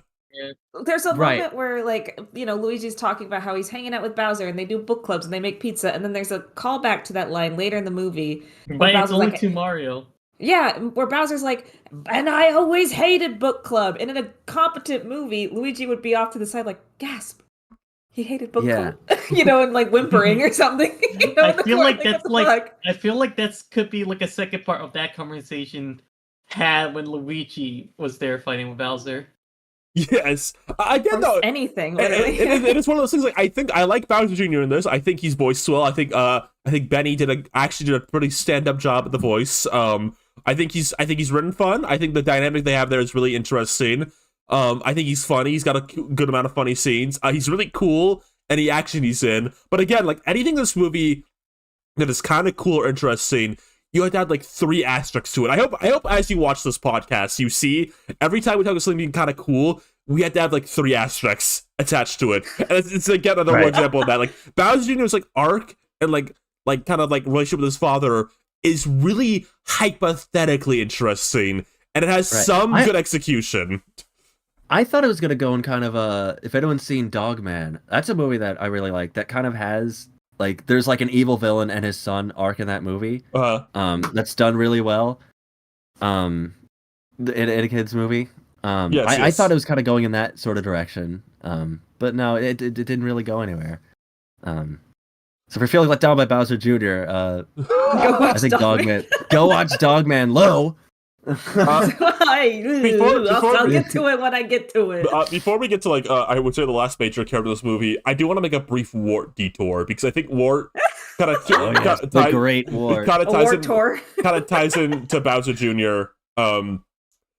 It's a little weird he's not in this movie more. Because it feels like he's supposed to be. Like they kind of tease the concept. Like it's like they ran out of time to put him in more scenes. Because my thought is like if I'm doing like script doctor this movie, it feels like the plot should be Bowser Jr. doesn't have like access to Bowser's army, so he gets Wart. Like he teams up with Wart, and he gets like Wart's like ninja army, and like that's like the army Bowser Jr. has this movie. He's like teamed up with Wart. And like they're like kind of working together, and like maybe like in the climax, like Wart comes like, "Oh no, you don't!" And then like he has like fight too. Like he feels like he should be in this movie more, right? It's more weird. And your idea there, it would be cool if like Bowser Jr. is using Wart to kind of build himself up. He's pretending like he's buddy with Wart, and then by the end it's like revealed, oh, Bowser Jr. is a genuine threat. He's evil. He turns on Wart and like takes over his army now, and then he's got Bowser with him too, and it's a whole thing. And it's like, oh wow, this kid is like evil as fuck. That'd be kind of cool. I'd like that. Because in the context of the movie, like Peach and Toad chase after this monkey, Yukiki, and they get to Wart, and then Peach starts talking to Wart like, "Where's Rosalie?" Like, wait, Why does she know that he knows? What is she talking about? Like, would it make more sense if like the Luma came to like, look for the great King Wart? Bowser Jr. is working with him. Well, here's the justification. Is because, looks like princesses are pretty good at getting captured. It's like, what do you mean princesses? Do you know something about Rosalina? Okay, I guess I forgot she goes to that conclusion very quickly, considering that there's like posters all over the place saying Rosalina's missing. Wart could have just looked at a fucking poster and been like, oh, I guess princess is getting captured. Like, no. Also, the fact that they stumbled upon him by complete accident and like happenstance. Like, it feels like she should have been actively looking for Wart and Bowser. Yes. Like, Wart and Bowser should like been like working together like a bit more clearly. It's so weird. I will say though, Wart, he's fun when he's in the movie. I liked him. He's got his big sexy belly and he's constantly burping bubbles. And if there's anything this movie, we love that. And if there's anything this movie succeeded in, it's a whole new generation of people want to have sex with Wart from Mario Brothers 2 now. If this movie succeeds anything, he had his very distinguishable like goons next to him. Like he had Birdo and Bowser, which this is another thing too.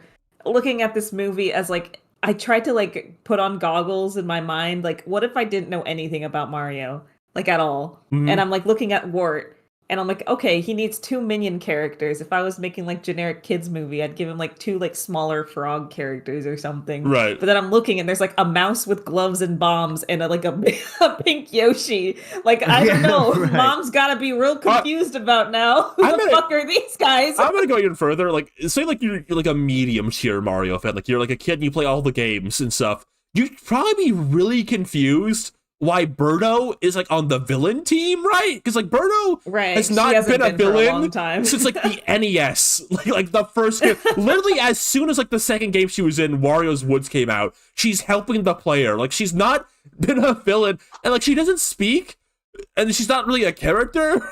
So like it's like I have to imagine some kids were confused, like why is Birdo fighting Princess Peach? And then they start crying and they throw their popcorn everywhere, and then mom and dad have to take them home. But again, here we go, another asterisk. Like, oh, Wart is like a casino like mob boss. Is really fun, and he's got a cool design, and he's got a cool voice. But again, asterisk. What is he doing in this movie? Why does he leave the movie so early? Why do they even go looking for him? Yeah, because he goes like, oh, I gotta call Bowser Jr. about this. It's like, what's the connection here now? I mean, it's kind of just the theme parkiness of this movie, where it's just kind of like stuff is always happening, like, and you always need to be going to a new place with a new character. It's very dizzying. Miyamoto made that big promise to us in that Mario movie director. He's like, this will be a super fast-paced movie. It'll feel like you're on a roller coaster ride with no brakes. Really did. You'll be going so fast that you want to vomit. You're going to throw up in your seat watching this movie.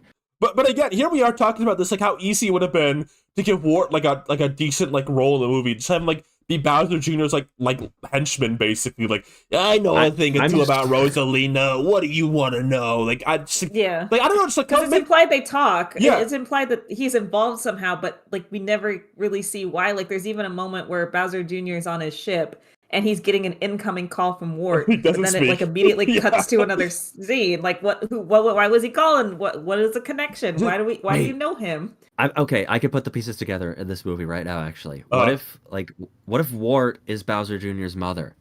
Because we never see that. Oh, there we go. That's why he's got a big belly. You got it. Oh, I'm expecting. I was expecting you. He's gonna give birth to like 7 other Kooplings. Wait, true. Oh my god, that's the post-credit scene. We found the post-credit scene. Oh, I think I'm finally giving birth. Oh, and he's rubbing his big belly. Oh, with under angles, like so, like his head's like peeking out over his belly, so you know how big it is. Yes, exactly. With his feet in the shot. Yes, no, that'd be a great. Okay, someone in wait! This is so easy, everyone. Just look how easy it is to fix this movie. We just did it right now for free. Chad is saying this. Isn't it baffling? This is like a Yoshi movie, and Yoshi and Birdo don't even interact once. That's crazy to me. Didn't we say Birdo's gonna like suck Yoshi's nose in the movie, and it's gonna be like a cute little scene? Well, even just like a flirty little like, if Yoshi was part of the like Wart confrontation. That's why Yoshi needed to be in this scene. Like, he needed to eat the bubbles and meet Birdo. It would have been really cute if like Birdo did like a little like wink towards him, and then Yoshi did like a goofy movie, like twirl his ears, you know, like and he like kind of blush, but like it doesn't go to anything, and that's fine. It's just like a gag, you know. What if Yoshi, like Birdo falls in love with Yoshi, and then they both need to eat the bubbles together, and they both eat the bubbles, and they both get big and round, and then they both we don't need to go that fly far. over the room together. And they smack into each other at the end. They kiss. Oh my! You ever think it was interesting when Birdo ran out of ammo? Yeah, what was that about? Do you remember where she ran out of eggs? I'm like, what is? I've never had to think about like how Birdo like supplies her egg ammunition, but now I am. Just for one brief little moment, this movie twinkled an idea in my brain that Birdo sometimes runs out of eggs. On another note, he's off her period. That's true. I'll take that. A side character that's new to the franchise. Let's just very briefly touch upon my friend and yours, Star Fox. Oh, actually, we kept calling him Star Fox. His name is Fox McCloud. Just one more thing about Wart. I just want to say again, he's just one of the big symptoms of this movie, like where something's like hypothetically really cool, but like they just like don't tie it into the plot. Like it's like I just want to reiterate one more time. It is so easy to me. Just like give Wart a role in this movie. It is so easy. I'm gonna keep reiterating that every time we talk about something. It is so easy. Just like fix it. Listen to any filmmakers listening right now. Listen how so easy it is to make a $1 billion movie. I just like script-wise. I just like somebody on the team and like, hey guys, should we like tie Wart into like the greater plot a bit more? I just like somebody had to say that at some like level of the movie. What if she says no? Oh, whatever. They probably got like flamed. Like that one Koopa in the was like, no. Wart Yeah, has I the imagine scene. This is Wart's boss fight. You don't see him after his boss fight. That's what Miyamoto told Chris this is one San's of those, like, like- Miyamoto, calm down. Calm down, Miyamoto. You're getting so angry. He's like, Chris San, I can't stand these. Get them out of my writer's room. And he's I love slams the dynamic. his fist on the table. I love the dynamic they have. Like like Chris Sands, like his sweet little like he's the sweetness of the dynamic. Yeah, and he's like, Miyamoto's the animators thought maybe we could, the scriptwriters, they thought maybe we could, put Wart in like a future scene that maybe it comes back. No. we need more room for the scene where they turn into babies. You gotta put in Baby Toad. We need Baby Toad. Miyamoto walks into the writer's room, puts up a JPEG of Baby Toad on the board, and walks out. And then he says, as he walks out, I expect you to do this. And then he leaves. And then everyone just looks at each other with dread and like, all right, people, I guess we're not going home today. I have to wonder, because one of the first things you see in this movie is a Shigeru Miyamoto and Chris Maledandri production, and that just it's just such a. I laughed. I giggled I wonder a if bit. that scene is like a death knell, and like if you're put on one of these productions, if you have to work under a Miyamoto-san and Chris-san production. If it's just like a hellscape, you must. I wonder if you feel like Mitch Midman working for Tiona in this kind of environment. There you where go. You just have these like, you have these bubbly like man children who are like, we have to put in all my toys. I made this character. His name is Fox McCloud, and he's the pilot of the R-Wing on Team Star Fox, and we need him in this movie. And I want all the audiences to see him, and he has to be the coolest character in the movie. Okay. And then you have to figure out how to meet their demands. Well, speaking of Fox, let's talk about him. Yeah, Yes! definitely unnecessary, but not unwelcome. I liked him. Honestly, okay, so they decided to, for some reason, reveal that this character was in the movie. Yes. Like a few days before it came out. Which I feel okay, so this is he's like a very surprised. This is Fox McCloud from the Star Fox games appearing in a Mario movie. That's like insane. That's unheard of. I get why they'd want to like have him on a poster. It feels like a reveal that you would save for like maybe like the next weekend of the movie for like to give it like an extra push for anyone who was on the fence. Like, hey, Star Fox fan, there's like, what about this character who's also in the movie? But it's just so yeah. It'd be one thing if like they revealed him like during like the normal marketing cycle of this movie, like he was like in the trailers, like he like appeared like one trailer was like all the characters. It's the fact they waited like 5 days before the movie is like, why didn't you guys even why didn't you just like have him in the trailers earlier then? Like at this point. I love the comparison someone made to that one scene in Ted where the mom's like, I have a special surprise for you. Can you guess what it is? And then he's like, can I have a hint? Oh, I can't do this to you. It's Star Fox. Fox is the movie. It does kind of where like they just immediately give away the surprise. What? Yeah. That being said, though, I was a little skeptical of like, I don't know if this feels a little overstuffed. I don't know if Fox McCloud's gonna work in this movie. I'll be honest, like moment one that he appeared, I was like, okay, you kind of won me over because the way they introduce him, they do this whole like really style. They give him like a fake like 80s cartoon intro that explains like why he's in this movie, and it's so just like blatant and unsubtle that it was just kind of funny. It was just kind of fun that it's like, yeah, whatever.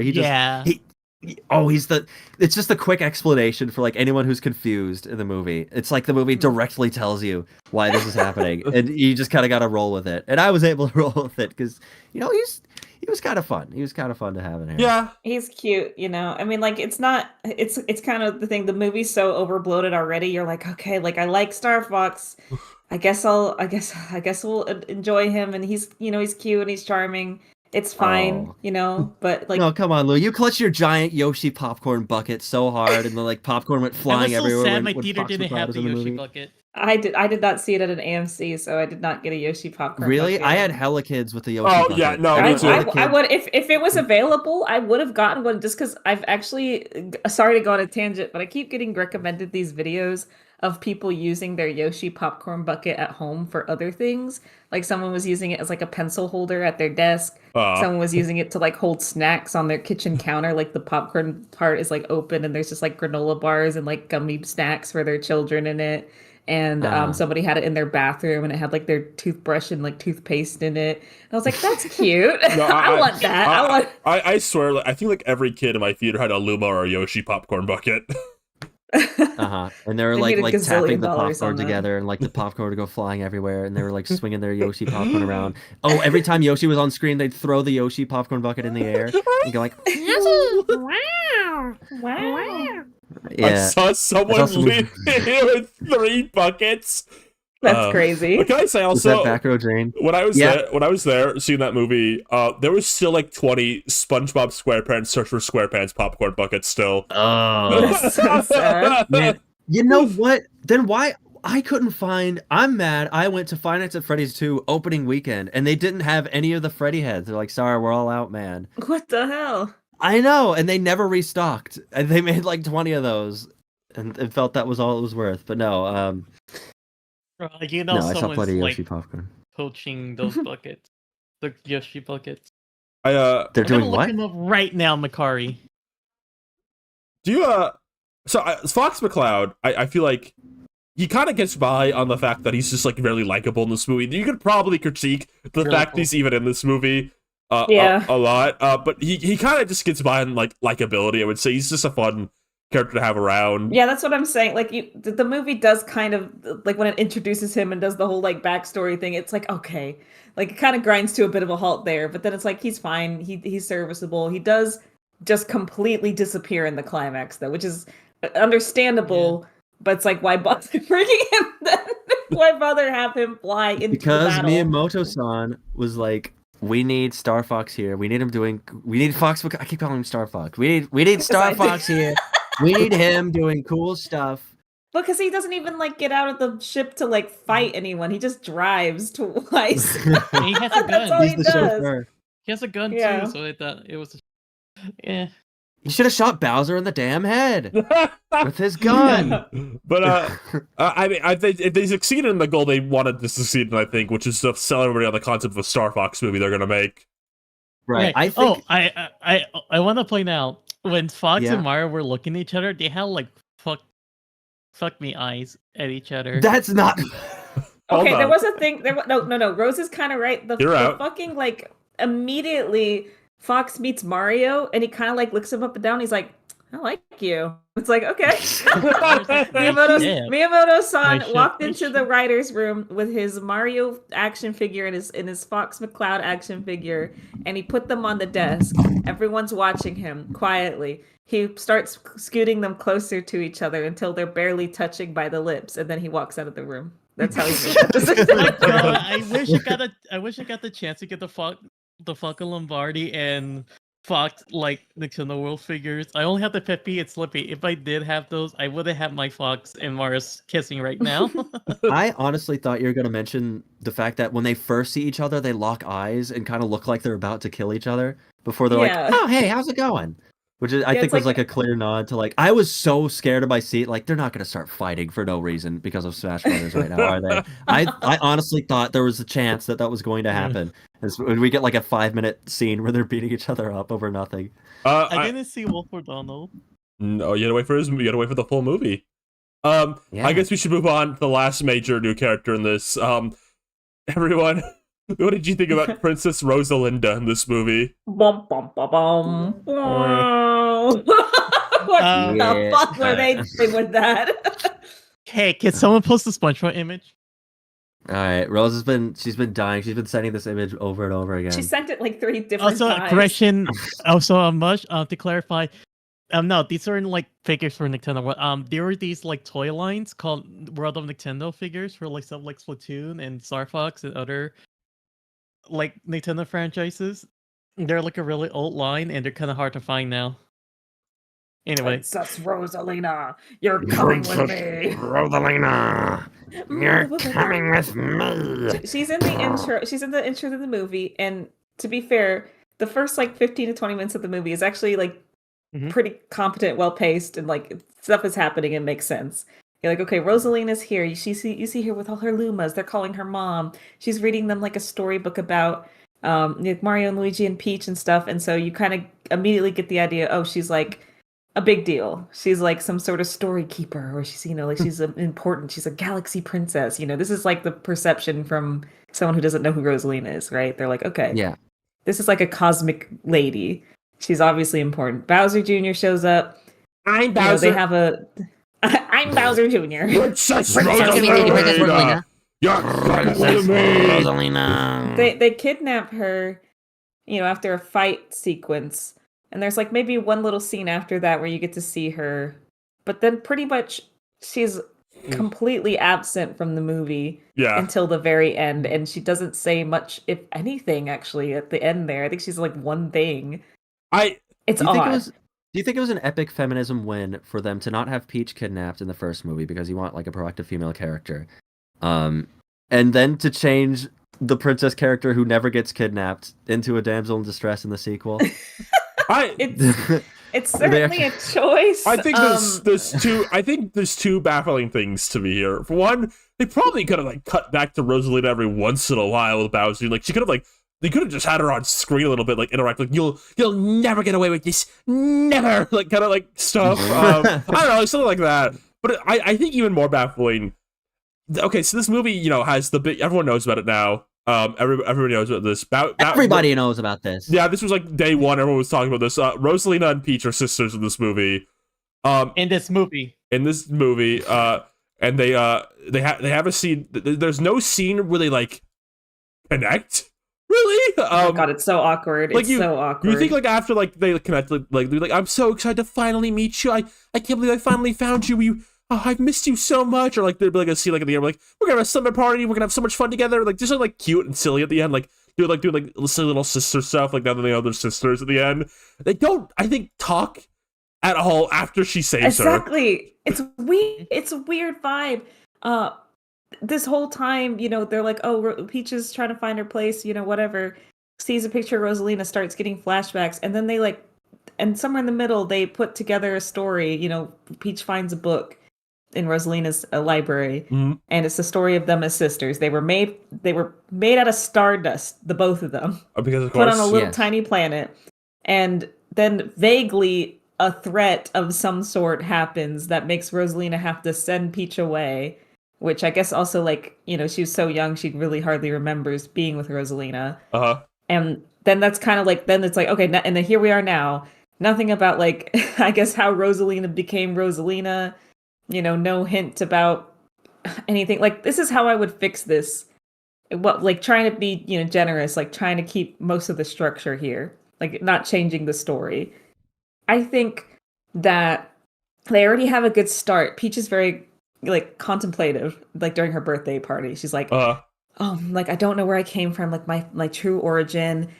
And I think it would have been cool because it's later revealed she has some sort of power that Rosalina also has, that maybe her power starts appearing in some way, right? I keep getting these weird flashbacks, or I keep thinking about something. It's keeping me up at night. I'm something's I gotta go find my who I am, and Mario's really supportive about it. And then this whole thing with Rosalina comes up, and then throughout the movie, I think there should be little flashes where she's her head hurts, and she's like, oh man, I keep getting these flashes. I'm remembering.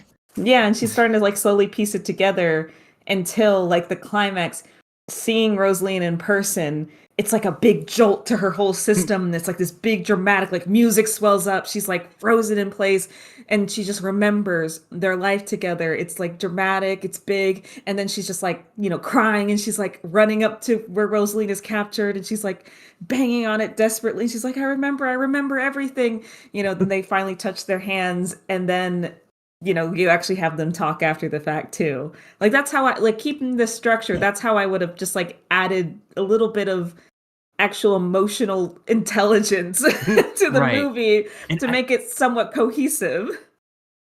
I think it's very strange that it feels like there's almost trying to be some kind of theme about family in this movie. Yes.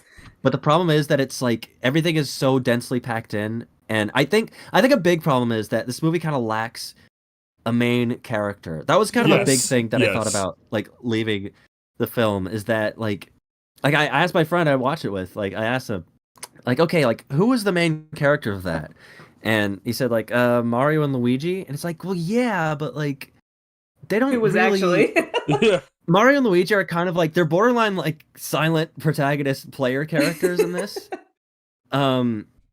Where I feel like in a more thoughtfully constructed version of this story, like you'd think like Mario and Luigi would talk to like Bowser and like Peach and Rosalina or whoever, like about family a little bit. Yeah. Like the fact that Mario and Luigi are brothers and that this is a story that's dealing with like Peach having a long lost sister, Bowser having a kind of like a distant relationship with his son. Like you'd think any of that would kind of factor in with the fact that, you know, Mario and Luigi are together in this movie and they can kind of talk about that experience and relate to these other characters about some of this, about like, oh, what it means to be a family or what family means, or like, oh, blah, blah, blah, that kind of stuff. And that it never really comes up. So it kind of just feels like, it almost feels like they've just like kind of made arbitrary changes just because.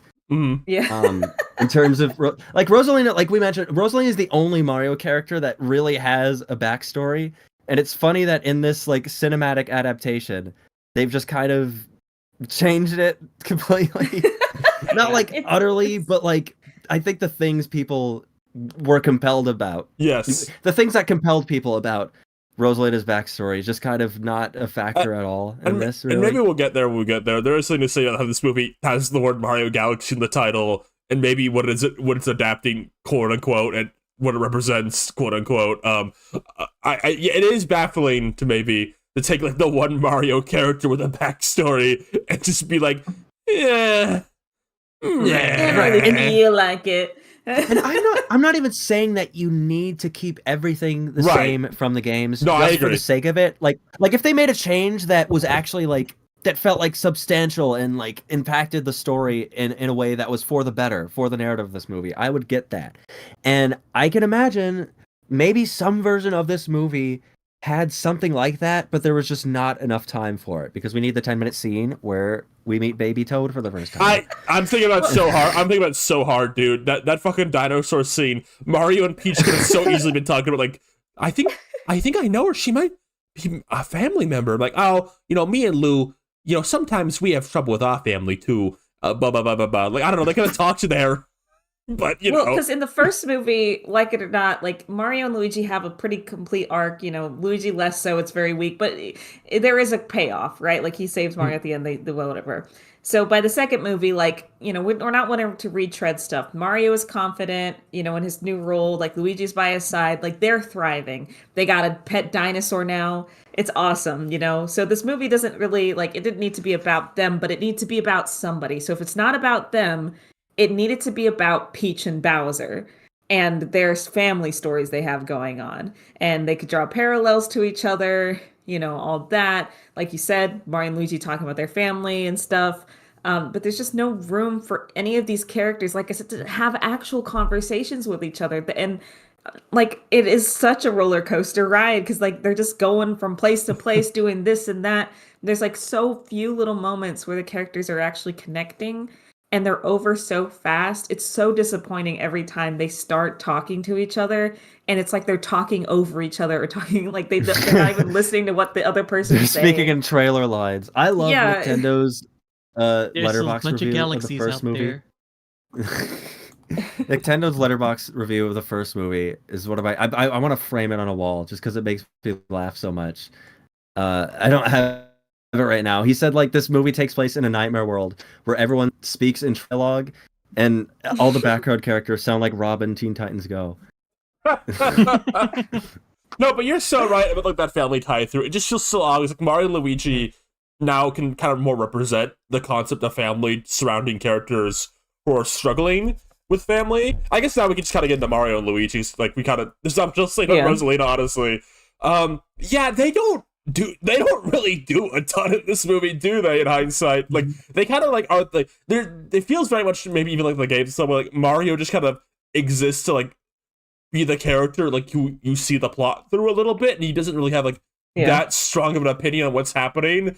But again, it feels so obvious. He just, like he and Luigi are like the characters who are like the closest. Like they have such a strong family bond. They're a symbol of the familial bond in this movie with so much fractured familial bonds. They're the one who are like strong and together. Yes. But they don't. It feels like they don't. I don't know. It feels like they were scared to characterize Mario a bit too much, so he doesn't. Mario's probably the most boring character in the movie, honestly. In this one, well, he's got like, I would say charitably, the only real like thing Mario has going on is his feelings about Peach, which were kind of already hinted at in the first movie, but in here I see where they're going. There is at least one moment that I thought was really well done. I really liked the little like hand squeeze he gives her, the little like Aladdin trust me moment, when they're about to die.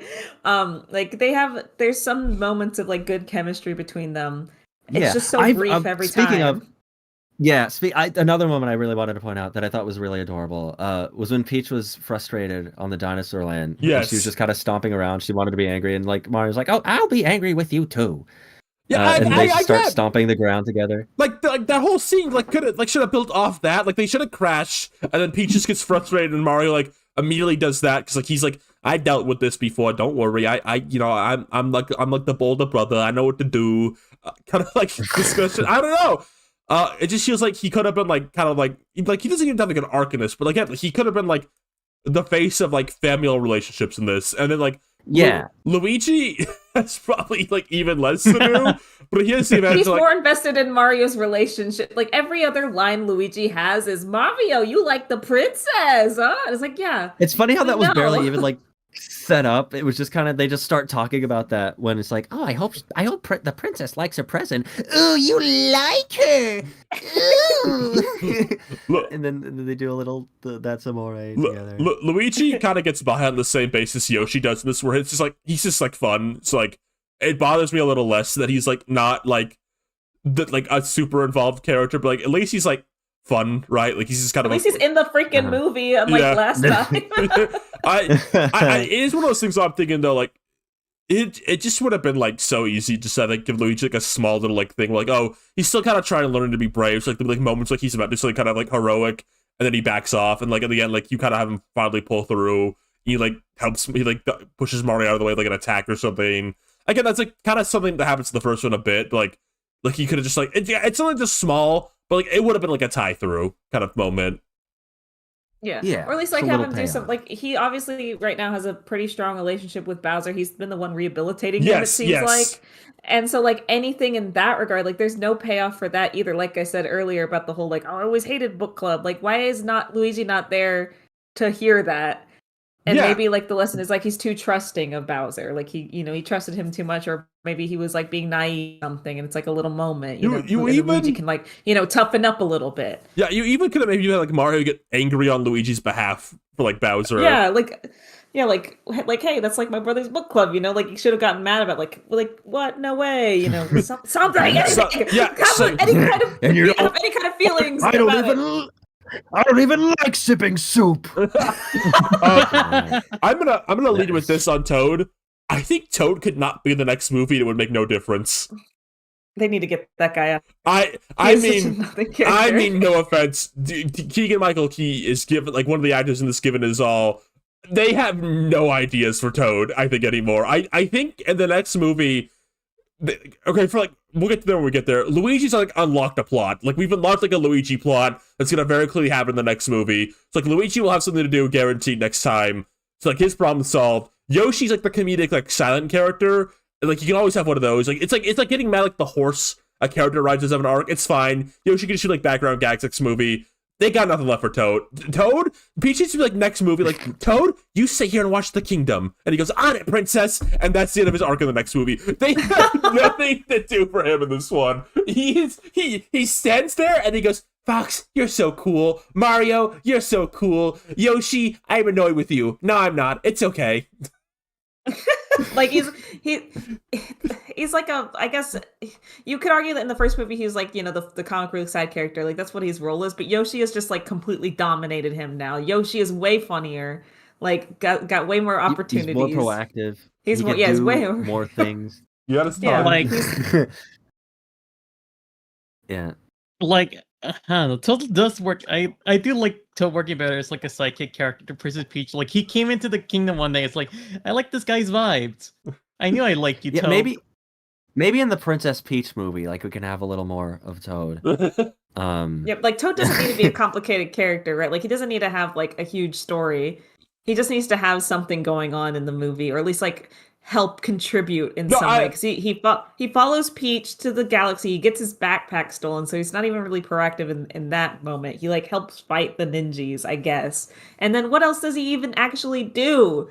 Except get turned into a baby. Like he doesn't help at all. I will get to like the next movie when we get to that. I'm just saying like the next movie where they're gonna have even more characters. Like you gotta sacrifice someone. Toad can stay home next time. The altar. Imagine Sing 2 got away with it. Imagine they do the funniest thing ever. Say we had to remove Waluigi from this movie again, and they just say again. Yeah. And it's gonna have Andre from Game of Slay like shitting his pants trying to figure out what they meant. Holy crap, you guys! I just had so much fun. This was the best movie I ever seen. I had so much fun watching the movie. I just kidding. I guess the last returning character to talk about, we haven't talked about in any way, shape, or form is I guess Peach, right? Yeah, but I think we kind of touched on her with the Rosalina subplot anyway. Like this is what I mean when I said earlier that there are good bones here. Like this movie needed to be about Peach and Bowser and their relationships, and Peach, because Peach is does have stuff to work through, I think. And you know, the last movie was way more of a Mario focused movie, so this is the perfect opportunity to have Peach going through something, and having her be like so like. I don't know, she's so down at her own birthday party. Like she's sitting up on the roof, the Toads are like partying, and she's just like, I don't like feel like I know where I belong, like who my family is. I will say though, it is a little odd that she's because she loves her Toads, right? Like they're her family. I get what she's going through, like I get what she means, and I do think it's like a good story opportunity to have her be like, I want to know where I came from.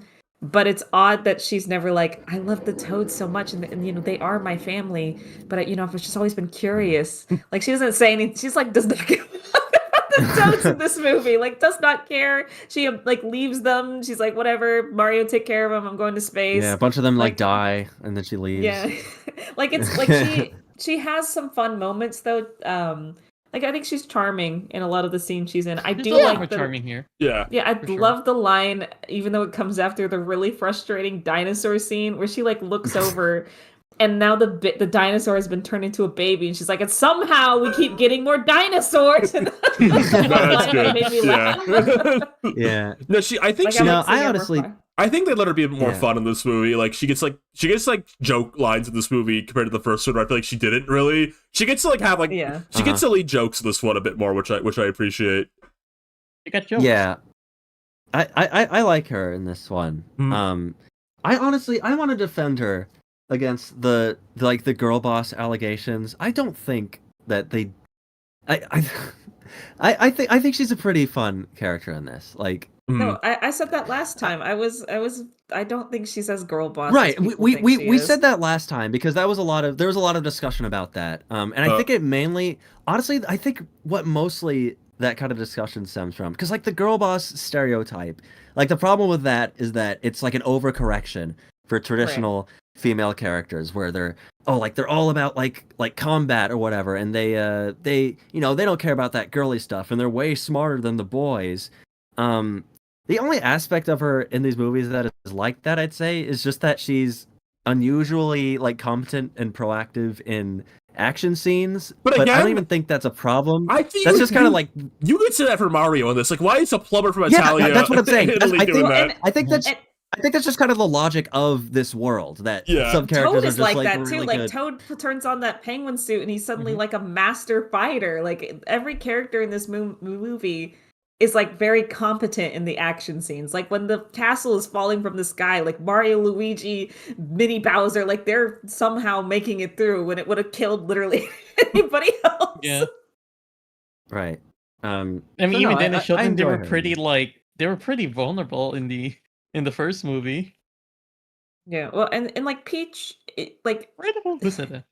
She's she's a leader and so she's competent and everything, but she's not like, outsmarting the guys. Like Mario and Luigi have to help her in a lot of situations. Like even in the first movie, like when they're trying to get the army, like tries to, well, you want my army. You want like my she's trying to get She's trying to get that guy's army in a crazy Kong, and she can't convince him. Like, she literally can't do it, and so Mario has to step up. Like, in a girl boss movie, she would have been like, and I know exactly what to say to get him to do what I want. And she, like, sasses with her hand him, on like, her hips, like, yeah, and she, let a lady do the talking. And that's where I think, like, people are, like, blowing smoke up their ass, because, like, if she was the stereotypical girl boss, she would have zero flaws. She would, like, you know, not be able to do anything. Like, she'd be able to do anything without anyone. It's like, okay, like, she takes a step back a lot in that first movie, and, like, lets Mario do a lot of stuff. So I don't know, guys. I think the thing with the first movie mostly is just that, like,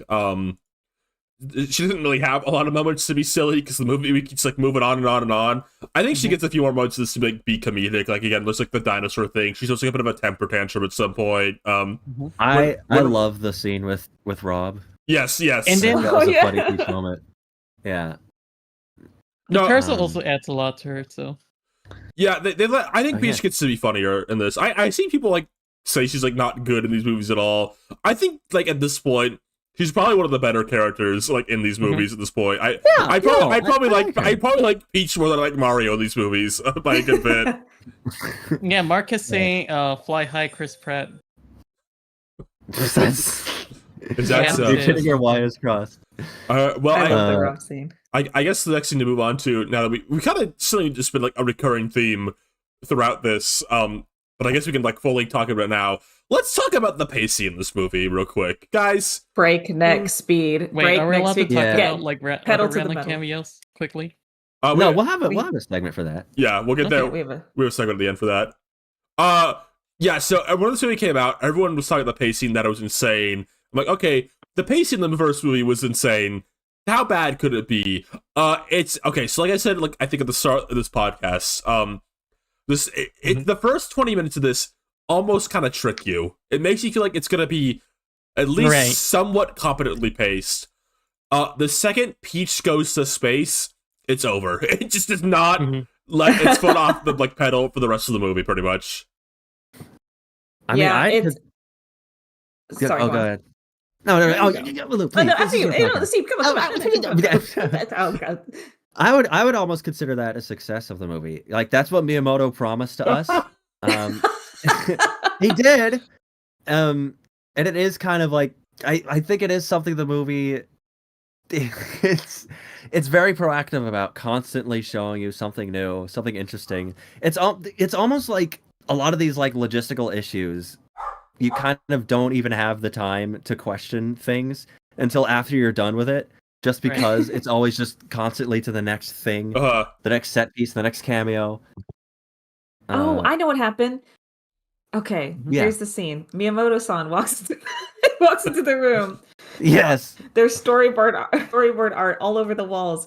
You know, sequences, entire hours-long sequences. It's a beautiful movie. They're even considering making it a series. He walks in, everyone gets quiet. He looks at all the things. Chris Sand's sitting in the corner. He's like, Miyamoto-san, please. No, no, don't do it. Miyamoto starts ripping papers off the wall by the hundreds. Storyboards are flying all over the room. He's ripping them down. He's bundling them up into a ball. He's throwing them in the trash. Kobe. And then he walks out of the room. But before he leaves, he looks back at all the empty space and all the scenes that are now disconnected. And he goes, figure it out. And he leaves. But then before he does that, he walks up to the wall and glues a picture of Baby Toad to it, and then walks out. Like, specifically the pink Baby Toad. Yeah. It's pretty ruthless. I'm gonna be like, that's why I said it made me feel really overstimulated as I was watching it. Like, I do get those posts now about people saying they felt physical discomfort. I was, like, shaking. Yeah, I would say this in my review, that if you're someone who is not, like, a player of Mario or, like, a longtime Nintendo fan at all, this movie will just be completely dizzying, because so much happens with almost no explanation, and a lot of that's there to be like, you know, oh, you recognize this thing and you point at it and you clap and you have a good time. But if you don't know what they're talking about, there's, like, nothing to ground you in this world. The one that stands out to me the most, that, like, it's like, maybe kind of pause, go, like, are people in the audience confused about this right now? Honey Queen, the big, huge, fat queen bee appears on screen, and nobody like goes. She doesn't go, "I'm Honey Queen, the ruler of the bee kingdom" or anything. She just like exists, and then she's in the movie for 2 minutes, and then you never see her again. It's like if you play the game, you're like, oh, that's the queen bee from the game. I know her. But if you're fucking Uncle David, taking your nephew and niece to the movie, you're like, what was that? What the scene with the big fat bee lady? Why was that so quick? Like, why didn't they? Why was that so sexy? What? This is a kids movie. This is for kids. I'm saying. My mom was confused, but I bet they're I bet they're counting on people just who are willing to just roll with the punches and kind of like just know what to expect out of these movies, and maybe have even like forgotten half of the scenes that even happened by the time they're done. But they're just like, I don't know what just happened, but I had a pretty good time with my kids, and we all got all 6 of my kids got matching Yoshi popcorn buckets, and they filled their popcorn buckets to the brim. They put some M&Ms inside the popcorn too, and we just had a blast.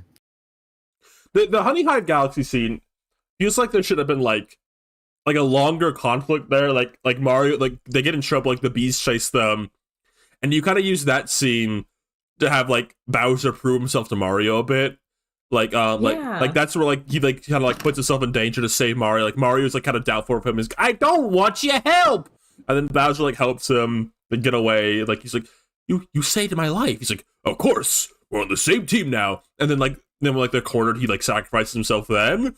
Like, it feels like you should have used that sequence to, like, have Bowser prove himself a bit. Like you need, like have a bit more time to allow Bowser to, like, really and truly prove himself. But no, he's just imprisoned with the bees for, like, less than a minute. Yeah, like, less than a minute. Which is also funny that there's imprisoned bees. Like, what's going on? Yes. Can I use this opportunity, though, to, like, I think I got like a very different movie experience than some people, because I was very like baffled by Jack Black's performance for the first half of this movie as Bowser. It was like, you mean Mini Jack Black? Yeah, sorry, my bad. Again with the beef with Mini Jack Black? Do you have some kind of like is there some kind of ulterior thing going on? No. Why are you trashing our friend? That shows some respect. The man's trapped in the amazing digital circus. Respect for the dead. I don't know. It's like the way that he's performed with the first half, where he, it's got the trailer scene, right, where he's like, he's showing his paintings and he gets mad, and then he's like, working through my demons, whatever. I don't know. To me, it read as like Bowser's kind of trying to trick them into like letting him out, because he's constantly bringing up that he wants to be big. Like that is the thing he talks about like majorly for the first 30 minutes of the movie. He's like, I just want to be big again, guys. Like he's really into that. And so I'm like, oh, he's obviously like trying to get on their good side so he can get big and he can run away. And then the minute he escapes his little castle, he like tries to run away. Like he starts biting Mario and he starts running away. And so then, I'm like, oh, okay, he's like not totally honest. Like maybe he's trying to redeem himself, but maybe he's like 1 foot in the door, 1 foot out, right? Like if given the opportunity, he would just go back to what he was doing, because he's like been basically being tortured by these people, and they make him big on accident, and he kind of like they make him big by basically Bowser makes Mario so angry that Mario just like tries to kill him like a bug. Yeah, that was really. Was that off-putting to anyone else? Was there bit. a quote from Miyamoto in an interview that like, oh, Mario doesn't kill people. He just lightly taps in their heads. He wouldn't kill a bug or something like that. But we'll circle back on that one. And so Bowser gets big and he like does the big like, oh, I'm gonna get you, but then he's like, just kidding, and he like gives Mario like a big kiss and like whatever. And I thought, okay, like he's kind of stuck in on this planet with them, so he has to play nice, right? And in this moment with the Bee Queen, where he sacrifices himself, the way that Jack Black plays it is like he feels like he's being over dramatic and like trying to like sell it really hard. Like, guys, go! I'll take it from here. And I swear, I thought, okay, this is the moment he turns for real. Like they're gonna leave, and then as soon as the door closes, he's going to he's going to go and like now I can take over the Honey Kingdom and like use it to my advantage. Like I swear to God, the performance that he was giving me, that's where I 100% thought it was going. I thought this is the moment Bowser turns and like goes back to doing, and that's when he reunites with Junior. But no, he was like completely genuine, and it caught me off guard. Like when it cut to him serving his time, I'm like, you're right. No, I agree. Because given the first opportunity to run, even as Mini Jack Black, he just like fucking ran. Like he tried to get away Bowser. from them. Like the very first moment he was given the opportunity. Mini Bowser. Whatever, you know what I meant. He ran No, away. So why wouldn't he do that a second time when they're not there to watch him and judge him? Like I don't get it. Like it was very confusing to me. He's working through his. Maybe he's just like a very complex character who's pitties. going through a lot of. He's working through his demons, and he's got a lot of inner turmoil about it. I think because he could have let. He wasn't even like chained down or anything. Like physically, he could have just like overpowered all those bees. Again, it feels like one of those things. Again, maybe would have made more sense if they emphasized his push and pull with his emotions a bit more throughout this. Like he is being sincere this whole time, but like since that's not something they emphasize, it just like gets even weirder with hindsight. Right, yeah, right. Like it's not that complicated. Like I know I interpreted it mostly wrong, but it was just like very baffling to me. Like he sounded so insincere. No, I get every it. moment until then. Right. I completely thought he was just like tricking them because Luigi's a sweetheart. Luigi's the one vouching for him. Luigi's the one like, oh, come on, Mario, give him a chance. Like Bowser would totally pull on like sweet Luigi's heartstrings to get what he wanted. And it's like, okay, all Maybe right. that's just another wild turn in Miyamoto-san's ride, where he's making you think it's gonna go one way, and then suddenly, erratically, it just the course of the film completely alters for what was being set up. I think one of the standout scenes in terms of this movie is just absolutely insane pacing. There's a scene where Peach opens a book and reads basically what is her backstory to herself. Like she learns her story, like what happened to her in her past, and when she's done reading it, she kind of like she like looks happy for a second, and I mean a second, and they immediately smash cut to a UFO like about to like attack. I was so confused. That was such a like. I could tell that it almost seemed like they finished making the movie and then they realized, wait, Peach never found out like the full story. Oh shoot, we got to put this scene of her reading the book somewhere, and they're just kind of like, right there, okay. Right. It feels like there would have been a second to linger on her being like happy about, like it just feel like 5 or like 10 seconds of her like smiling for like in silence for a second, like maybe like she sheds a tear or something, like she's just happy, like we get to like just process the fact she's happy. I remember like Mario, maybe another character shows up and like, oh, what you reading there? Yeah, like Peach? literally, like Mario walks like, hey Peach, what's that you got there? And she's like, I finally know who I am. Like something simple like that, like just something so simple like that, just real quick would have like paced that so much better. But no, it's she learns her backstory. We cut back to her. She smiles for literally a second, and then smash cut to an evil UFO. I think that is a problem with the fact that there's not really like a central anchor to this story, that there's not really a logical place to put that realization for her, because there's not really like coherent character arcs in the movie. So she just kind of like finds out whenever, like in terms of like where they are in the actual setting of the movie. Like that is what makes the most sense for her to read that book. But it has nothing to do with like the character narrative arc that she's going through or anything. It's just something that they just stumble upon in the story. It's like, okay, now Peach has this information, and now the audience knows this, so we can keep going, and you can remember this for when they reunite. It was just very jarring. It kind of reminds me of that one scene. I mean, the first movie had that scene like where Peach and Mario were talking. And you can tell that it just ends like a minute too early, or even just like 30 seconds too early. Yes. Yeah.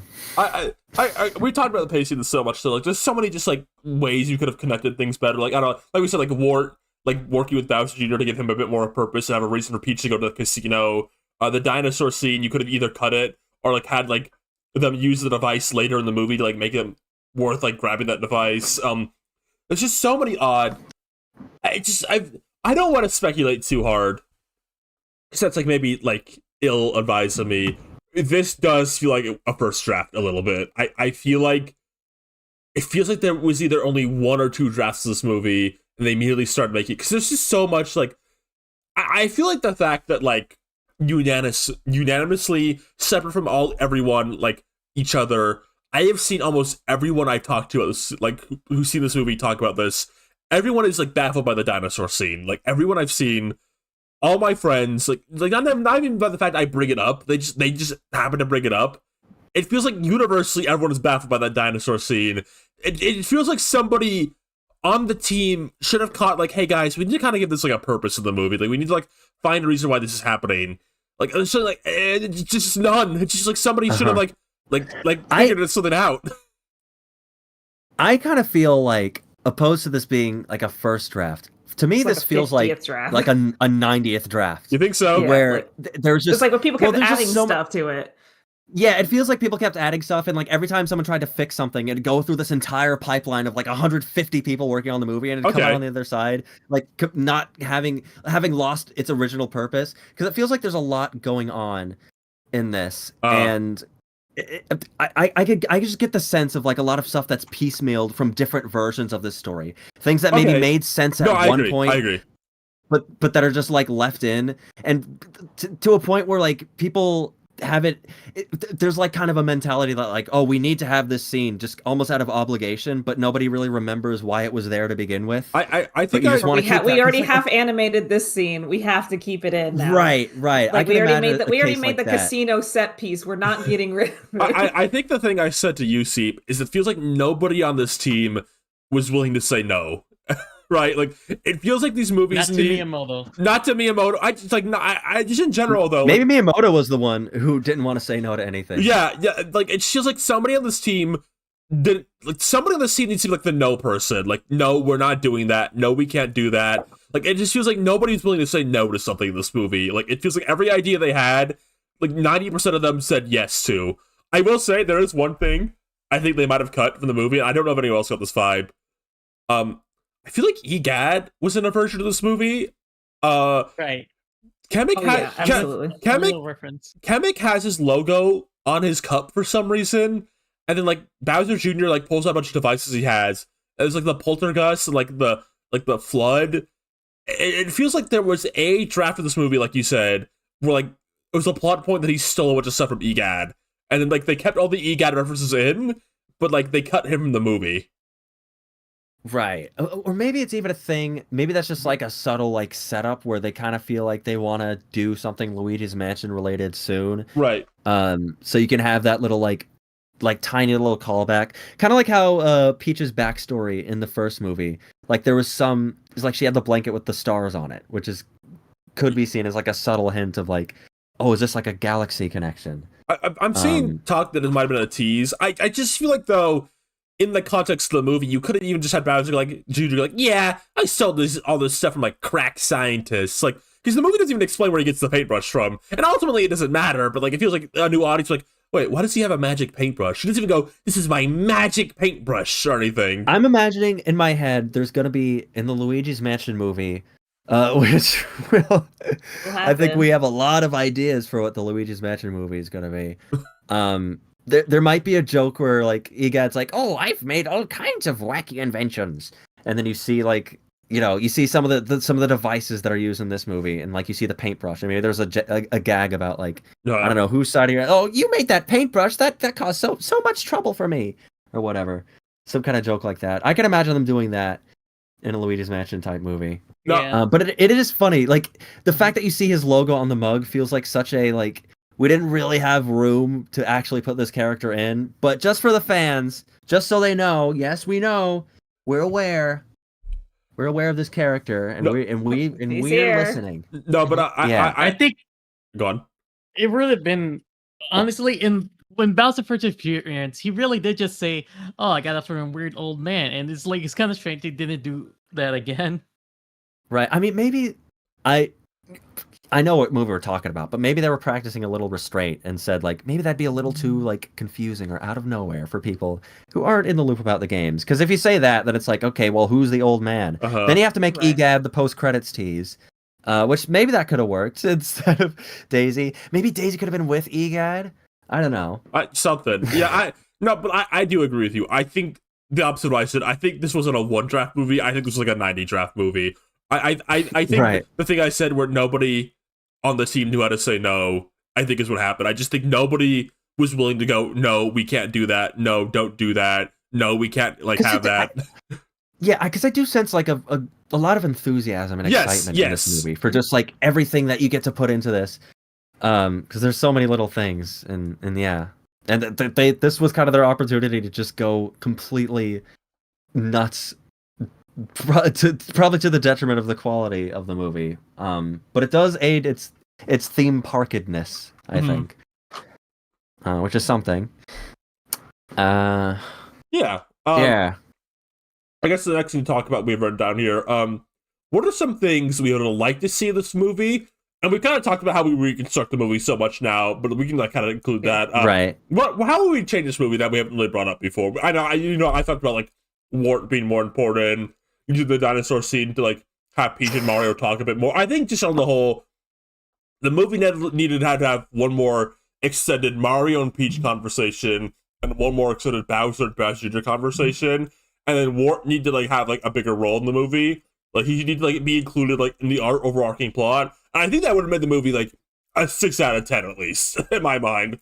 I here's my biggest thing, and to truth be told, this is an issue with a lot of like modern kids movies anyway. But something that I really liked from Hoppers, and just in general, like more movies need to have quiet time. Yes. This movie has 0% quiet time. Like, yeah, I was thinking about even just trying to pay homage to Galaxy in some way. There are a lot of really like quiet moments in like gameplay in Mario Galaxy where you're like on a planet and there's like shooting stars, flying by, and the music's like all calm and it's like wah, wah, wah. That it's like nice and calm. And there's nothing, not even just like, it doesn't even have to have dialogue. Just a moment of like, Mario, he's in first of all, Mario's in fucking space. Like, Mario's from Earth. This should be crazy for him. Like, I know he's done the Mushroom Kingdom thing and that's like crazy enough, but like, it needs to be a big moment where he's like, he gets in the star or something and they go into space and it needs to be like almost quiet. It's funny how there's not even a line where Mario's like, hey, don't we need to breathe in space?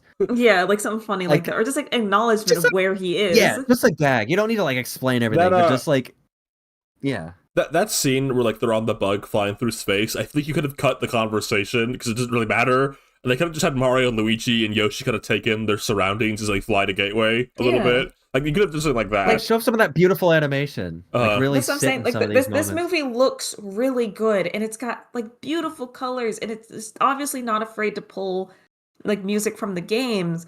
It's just such a shame there's just not a quiet moment where they're like taking in the surroundings or like looking around. Not even like, even in like the casino scene when like Peach comes into the casino, like she doesn't look around, but not very in-depthly. Like, you would expect her to be like, whoa, like this is a crazy place, and like take a moment and like pan across and like have a moment to absorb it. And there's so many moments like that. That would be so much stronger if you had a second to just take in what you're looking at. It feels like you could have easily done like casino scene, like had a few like a 30 seconds of silence. You just kind of cut to like maybe like a few like small cute little gags like Koopa's playing poker and stuff, and they just like they don't really say anything, but like you can see them playing poker. It's like just kind of cute and fun to see like Koopas and Goombas like playing poker and shit.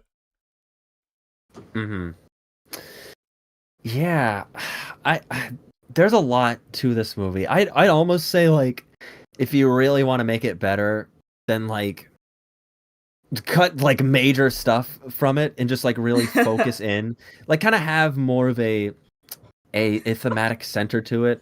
Like we mentioned about a lot about like you could make it about like family, really focus in on that. But it does seem, again, Miyamoto comes in the room and he says, you need to have this scene and this scene and this scene happen. We need these characters showing up because this is going to be a non-stop roller coaster ride. We're going to be moving so fast, people, and you won't be able to get out of your seat. We're going to strap you in. You're going to be locked in place. You'll want to leave, but you can't. The G-force will be restraining you to your seat. You're going to want to throw up.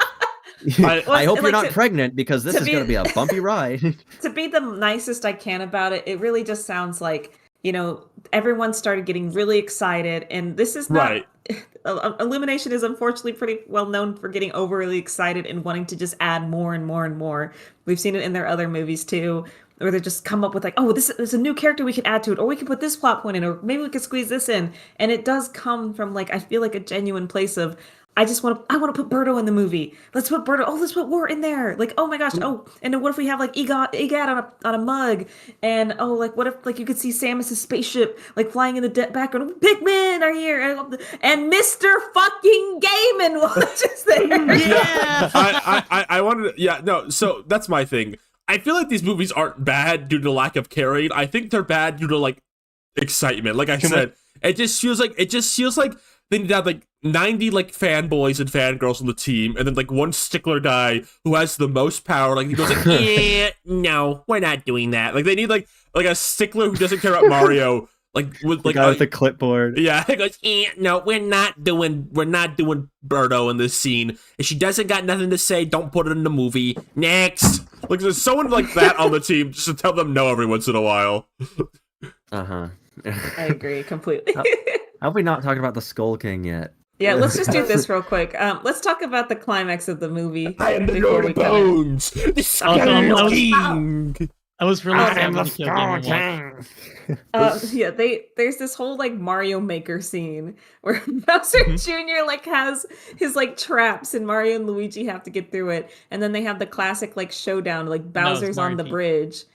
Sorry, yeah, Mario and Peach. Bowser's on the bridge, and they're gonna have a showdown. It's gonna be a big thing. And it's kind of cute. It's like, oh, that's like I recognize that reference to the game, but they also keep cutting to like pixel art, which was like funny the first time, but then they do it like two or three more times, and I'm like, I get it. That was funny. Come on. And then they do it again later in the movie. It's like, guys, you use your pixel art joke. You can't do it again. No, come on. It was awesome. It looked like Mario Maker. He was making a Mario Maker stage, and they had the big fire bars. They referenced the fire bar level. I was genuinely so shocked when they showed Bowser sinking into lava and dying. Like that was like very like visceral to me, because like yeah, that's what happens in the game, and it's like these movies aren't shy of like violence. Like people get punched and like shoved and stuff, and like Mario was like all bruised and broken in the last movie. It was just kind of intense a little bit, and especially because Bowser Jr.'s standing right there. So they like Mario, he hits the chain. Bowser goes plummeting into the lava, and then like he kind of almost seems like he just realized what he did, because he looks kind of like put off by it, like he's kind of teary-eyed about it. And then like Bowser Jr. is like speechless, like he doesn't say a word, he's just staring at the lava, and he's like lip is quivering. It scared me. Mario and Peach felt ready to like walk away, like they didn't really care that much about it, which was odd to me too. Like it feels like this whole movie was starting to do like this thing where like Mario's like, oh, Bowser wasn't that bad of a guy. We could have redeemed him, maybe. But after he kills, like, well, I guess that's that. They should have had like they should have had like an invincible conversation where Peach is like trying to convince Mario that he did the right thing. There was no other way, Mario. This is how it had to be. He had to die. I feel like I know you can't see that now. Could have been softened a bit two ways. I feel like Mario maybe should have said something to Bowser Jr. Like I had to like I'm so sorry. Like he kind of like realizes the gravity of the situation of it. Like he I thought he was a hothead, but that's ridiculous. Well, he should have been like, I'm sorry. I had to like really right. Like it feels like he's about it. It feels like he should have communicated in that scene with Bowser. Like they should have had an interaction there. Like it feels like again in a normal movie that would have happened. Like he would have been like, I'm sorry. And then maybe it would have been like a little less drastic if like Bowser Jr. was the one to pull out his paintbrush. He like shoots the lava, and he's the one that revives Bowser. Like he knows he can like do it. Like it's like he's like kind of like, you fool, and then like he like revives Bowser with his paintbrush because he can just do that because it's magic. So who cares? Like it would have like it would have made the scene like they either need to like go in on like Mario like feeling guilt, or they need to like make it like Bowser's like, you fool, like he doesn't actually care. Like he knows he could save his dad kind of scene. They don't really go for either, so it's like weird. Maybe they didn't want to imply that Bowser would have just stayed dead if no one intervened. Like maybe that is the dark part of it. It would have this wouldn't have happened. It would have been funny if like suddenly like Bowser sinks and then it kind of like pans up to the top of the screen and there's like a 1-up mushroom that like just like there's a counter like it says like the 1-up mushroom like X1 and then it goes down to X0 and Bowser just kind of like pops back into the world like he's alive. Anyway, what the fuck was Charlie Kirk? What is the fucking line? Why does he say that? I'm the Lord of Bones, the Skull King. So, in an epic reference to New Super Mario Brothers on the DS, I won't lie, I clapped. That was an early Mario platformer for me, and I kind of knew that was where it was going the moment he fell in the lava. So Bowser, he jumps out in his skeletal form. He jumps out of the lava, and he declares Dry Bowser appears on the scene, and he says his epic, famous line, "I am the Lord of Bones, the Skull King." Remember when he said that in the game? I was so like, I clapped when he said that. To be honest, like, I didn't think they would reference. Said that just to be extra. I didn't think they'd reference the famous Dry Bowser dialogue. Everyone, we're like all such big fans of Dry Bowser's famous catchphrase. Of course. And I feel like Nintendo's really shied away from it in recent years. So I'm glad to see that they're embracing it again. That was I don't know why Dry Bowser says that. That was such a weird line of dialogue. It's so immediate too. It's so immediate. Like he comes out of the lava and he's immediately like, "I am the Lord of Bones." It's like, what are you talking about? It's not even like a "I'm back" or something. Like nothing. I am Bowser. Ryan, I am Bowser. Before I saw this movie, you had seen it, and yes. you said Lou, you were there too. Ryan said to us that there was a line from Jack Black's Bowser in this movie that was just like ringing in your head, Ryan, and you didn't want to say it to us because it was kind of a spoiler. Yes. So I was like, okay, don't tell me. I just want to go into the movie and just like I'll probably know it when I hear it. And I'm so glad that the moment he said it, I was like, that's the one. That's like that's the one that would be ringing in Ryan's head. Dry Bowser declaring that he's the Lord of Bones. The Skull King. The Skull King. Like, that's not even his name. He's not.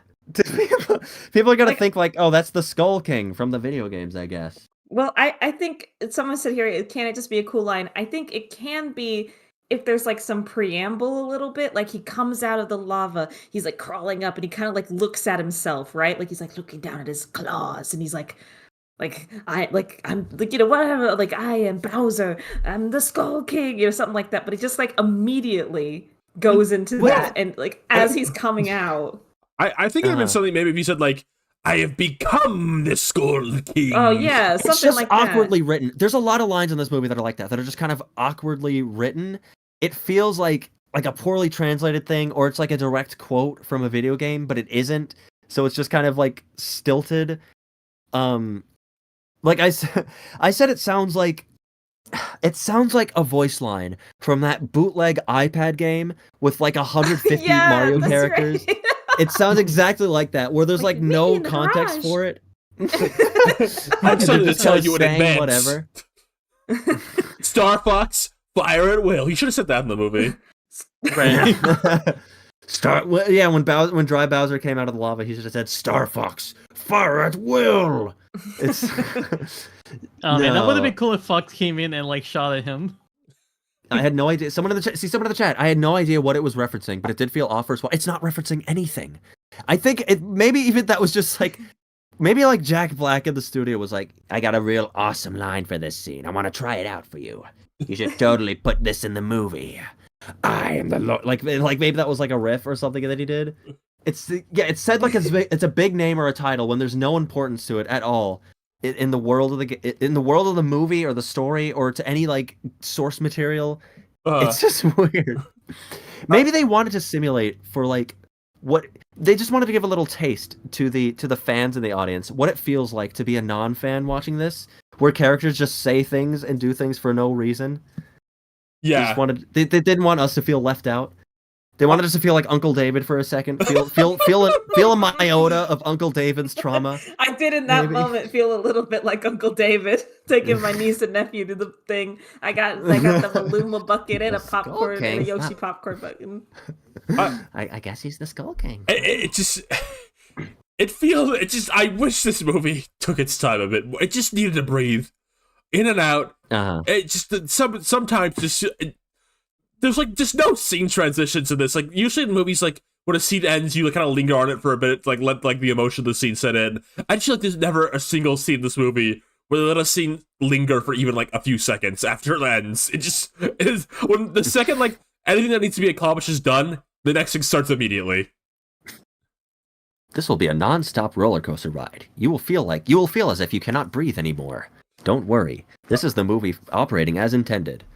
Do we want to talk about the actual most important thing this movie, the thing that kind of matters the most, really, at the end of the day, what this movie's all about? What, Ryan Ribbity, what really is... Because we've been talking for like 3.5 hours. Just a Game & Watch. Let's talk about what matters most.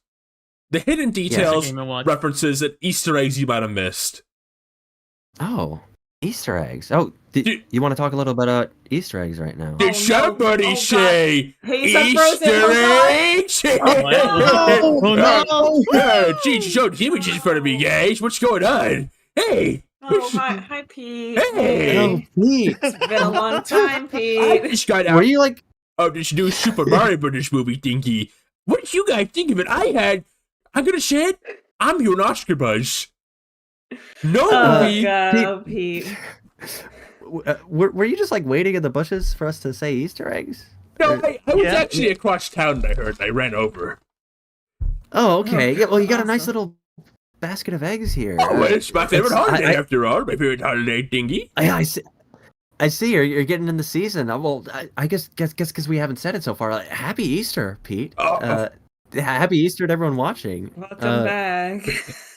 I like, I'm just gonna say it. I like this holiday more than I like my kid's birthday. Okay. Really? Awesome. Old Pete Jr.? Yeah. Where is Pete Jr. anyway? Who cares? I'm not really thinking about him right now. I'm thinking about... You're thinking about... these Easter eggs. Can I shoot you some Easter eggs and you let me know how you feel about all of them? Sure. All right, so how did you feel about seeing Samus's ship in the background of that, like the pilot zone moment? When they. I didn't really get that word. I don't really play Metroid gamies. I only play Mario Brothers and Kirby. Oh, okay. And what about the Pikmin Kirby. ship? There's Pikmin ship in the. Oh, in the no, shipyard. thank you. No Pikmin for this guy. That's too scary. Okay. The Pikmin guy is Okay, wait, Pete. I got something that will excite you. You mentioned you like Kirby, right? I'm a big Kirby fan. I got pretty excited. Did you notice the Kirby Easter egg in one of the scenes with the Lumas? When one of the Lumas had puffed its body up and was floating around by flapping its arms. Did you notice that in the movie? Oh, my digital circuses. I noticed, and I was so freaking excited. I practically Pibby glitched IRL. I know. That was pretty cool, wasn't it? Yeah, you freaking know it. Hey, Pete. Yeah, yes, Rosa? Where's your family? I don't know, they're probably celebrating Easter at home right now. Having a nice Easter dinner, you think? You're not an Easter dinner guy? No, I am. It's just, my wife invited her girlfriend over, and I'm not really allowed in the house when she's over, so I'm just out here with you guys right now. That's fine, awesome, Pete. Pete. Well, Pete, you have a place at our Easter table here. Pete, what about the Little Mac cameo at the beginning during the Yoshi sequence? The guy from Smash Brothers? Oh yeah. The Little Mac. Someone put the Little Mac cameo on screen for everyone. That was a cool Easter egg. Oops. I didn't even notice that one. There's actually a lot of Easter eggs in this movie that I didn't even notice. I've only seen it once. Wait, there's more Easter eggs in this movie? Guys, I gotta go. I need to go buy another ticket right now. Thanks for having me on. Go, Pete. Hurry. I gotta go. Okay, I gotta go. Bye, There's Pete. even more Easter eggs for me to find.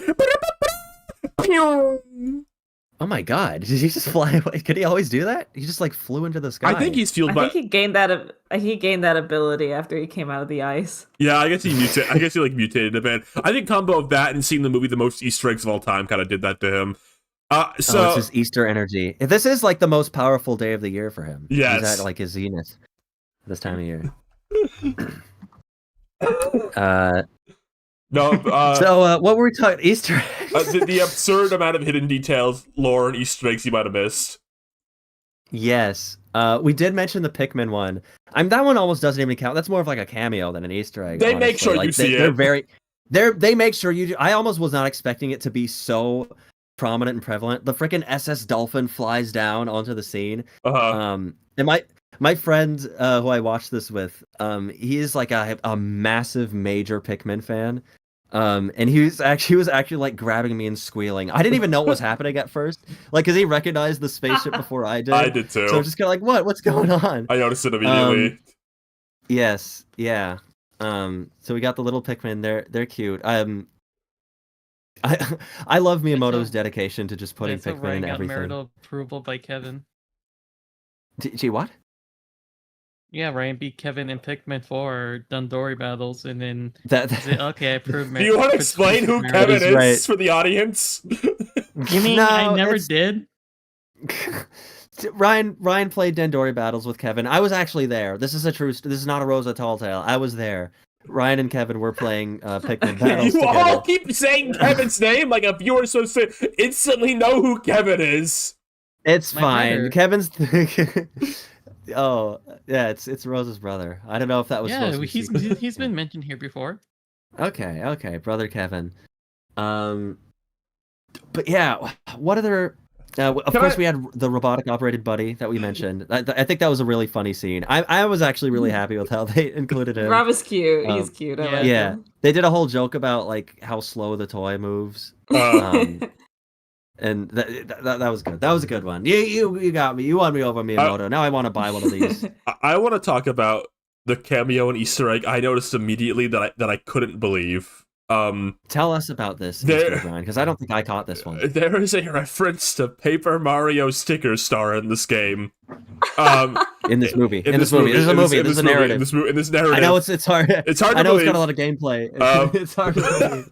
So there's a scene very early in the movie in Rosalinda's library where she's like picking a book off the wall, and she picks like the storybook she reads to the Lumas, and on that shelf there's a book with the crowns from Paper Mario sticker star. Now to make this even just more like crazy, there's actually far more like insane Easter eggs and references on that bookshelf. But I'm so fucked in the head, I only noticed the sticker star one. On her shelf is also what is it called? Like the Dark Paragonus from Super Paper Mario. There is a book with Tippy on it from Super Paper Mario. There's a book with Connie from Brother Ship's logo on it. There's a book with Olivia from Origami King on it too. And then I believe the book from Thousand Year Door is also on the shelf. There was like wait. This confirms it. These are the books that Paper Mario is from, who is a distinct entity from normal Mario, from Super Mario. Maybe in the next movie they could open one of these books and then go to the Paper Mario world. That'd be awesome. The dark progesterone. Thank you, Peter Griffin. Dark progesterone makes my booths bigger. Okay, well, Easter eggs and cameos aside, our thoughts on the movies aside, it is what it is. It's out there in the world now. We can't change it, even if we want to. So what do we want to happen next? Where does this series go? Why did you just from prematurely here? end the Easter egg segment? I thought we were done. No! There's so many. You think we're done? You think we're even close to done with putting out all the secrets and details that we might have missed? What's the next Easter egg? Right, Lou, what did you notice any Easter eggs, Lou? I already said mine when I was talking to Pete, if you were freaking listening. So I was a little distracted in that moment. You might be able to imagine there was a big pink fuzzy little tail in my way. Remember when you promised you wouldn't be mean to me this episode? Don't cry. Okay, did you actually see? So I'll strangle you. Here. Get over oh my god! What the hell? You sound like actually in pain. She's chasing me. She's trying to get me. Just I'm gonna get you. I'm gonna get you. No, stop. She's trying to get me. Stop. I wanted to say, I have something I would like to say. Yeah, literally. Some things I'd like to say. I have been like, I think very like thorough my criticisms of this. All my criticisms have been like plot and structure and character based, right? Like I've not really had any nerd rage with this movie. Like I think some of the criticism of this movie you've seen online is a bit nerd ragey with it. Like they didn't adapt like Galaxy 1-to-1. They didn't like have the right references in this. A lot of my critiques, as you've noticed, have been structural and like character like stuff and plot stuff, like actual film critique. But if you could allow me to be a bit of a geek nerd for a second, it is a little surprising to me, a little weird to me. This is called the Super Mario Galaxy movie, and there is probably more references to like Mario Odyssey and Wonder in this than Galaxy. Yeah, the Wonder references were strange to me, to be honest. I was confused at that. You were confused? What confused you? Well, I was just like I get, like I thought like Bowser Jr. Wonder form, like that fit in fine, but then it had like a lot of like just like the planet thing and like everything. I was like, wait, why though? Wait, what do you mean? Know. It was just a lot. It was just a lot. Okay. Okay. So to like emphasize how bizarre it is, this is called the Super Mario Galaxy movie. The final boss of this movie is the dragon from Odyssey. Yeah. Oh yeah. Which is really weird, right? See, that was that was like a cool moment, but it was also like, I think something about the zealous references in this movie is that a lot of them, there's not like an overarching purpose to them, really. Like there's no reason for the dragon from Odyssey to appear other than it being like a surprising, shocking visual. And on some level, I get, like, I don't think they like, I guess I wouldn't want them to like shackle themselves to one specific Mario game just because that's what they've made the title of the movie.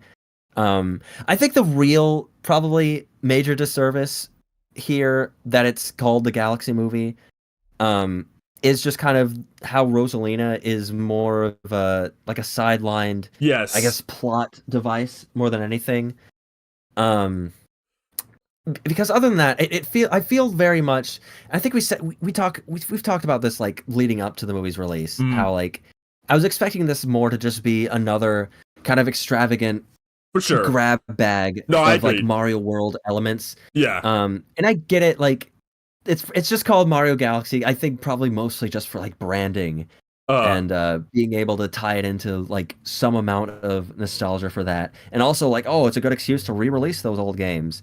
And I can also see like, what else would you call this movie if not the Super Mario Galaxy movie? Like maybe just like Mario's wacky movie or something. I guess you could kind of call it anything.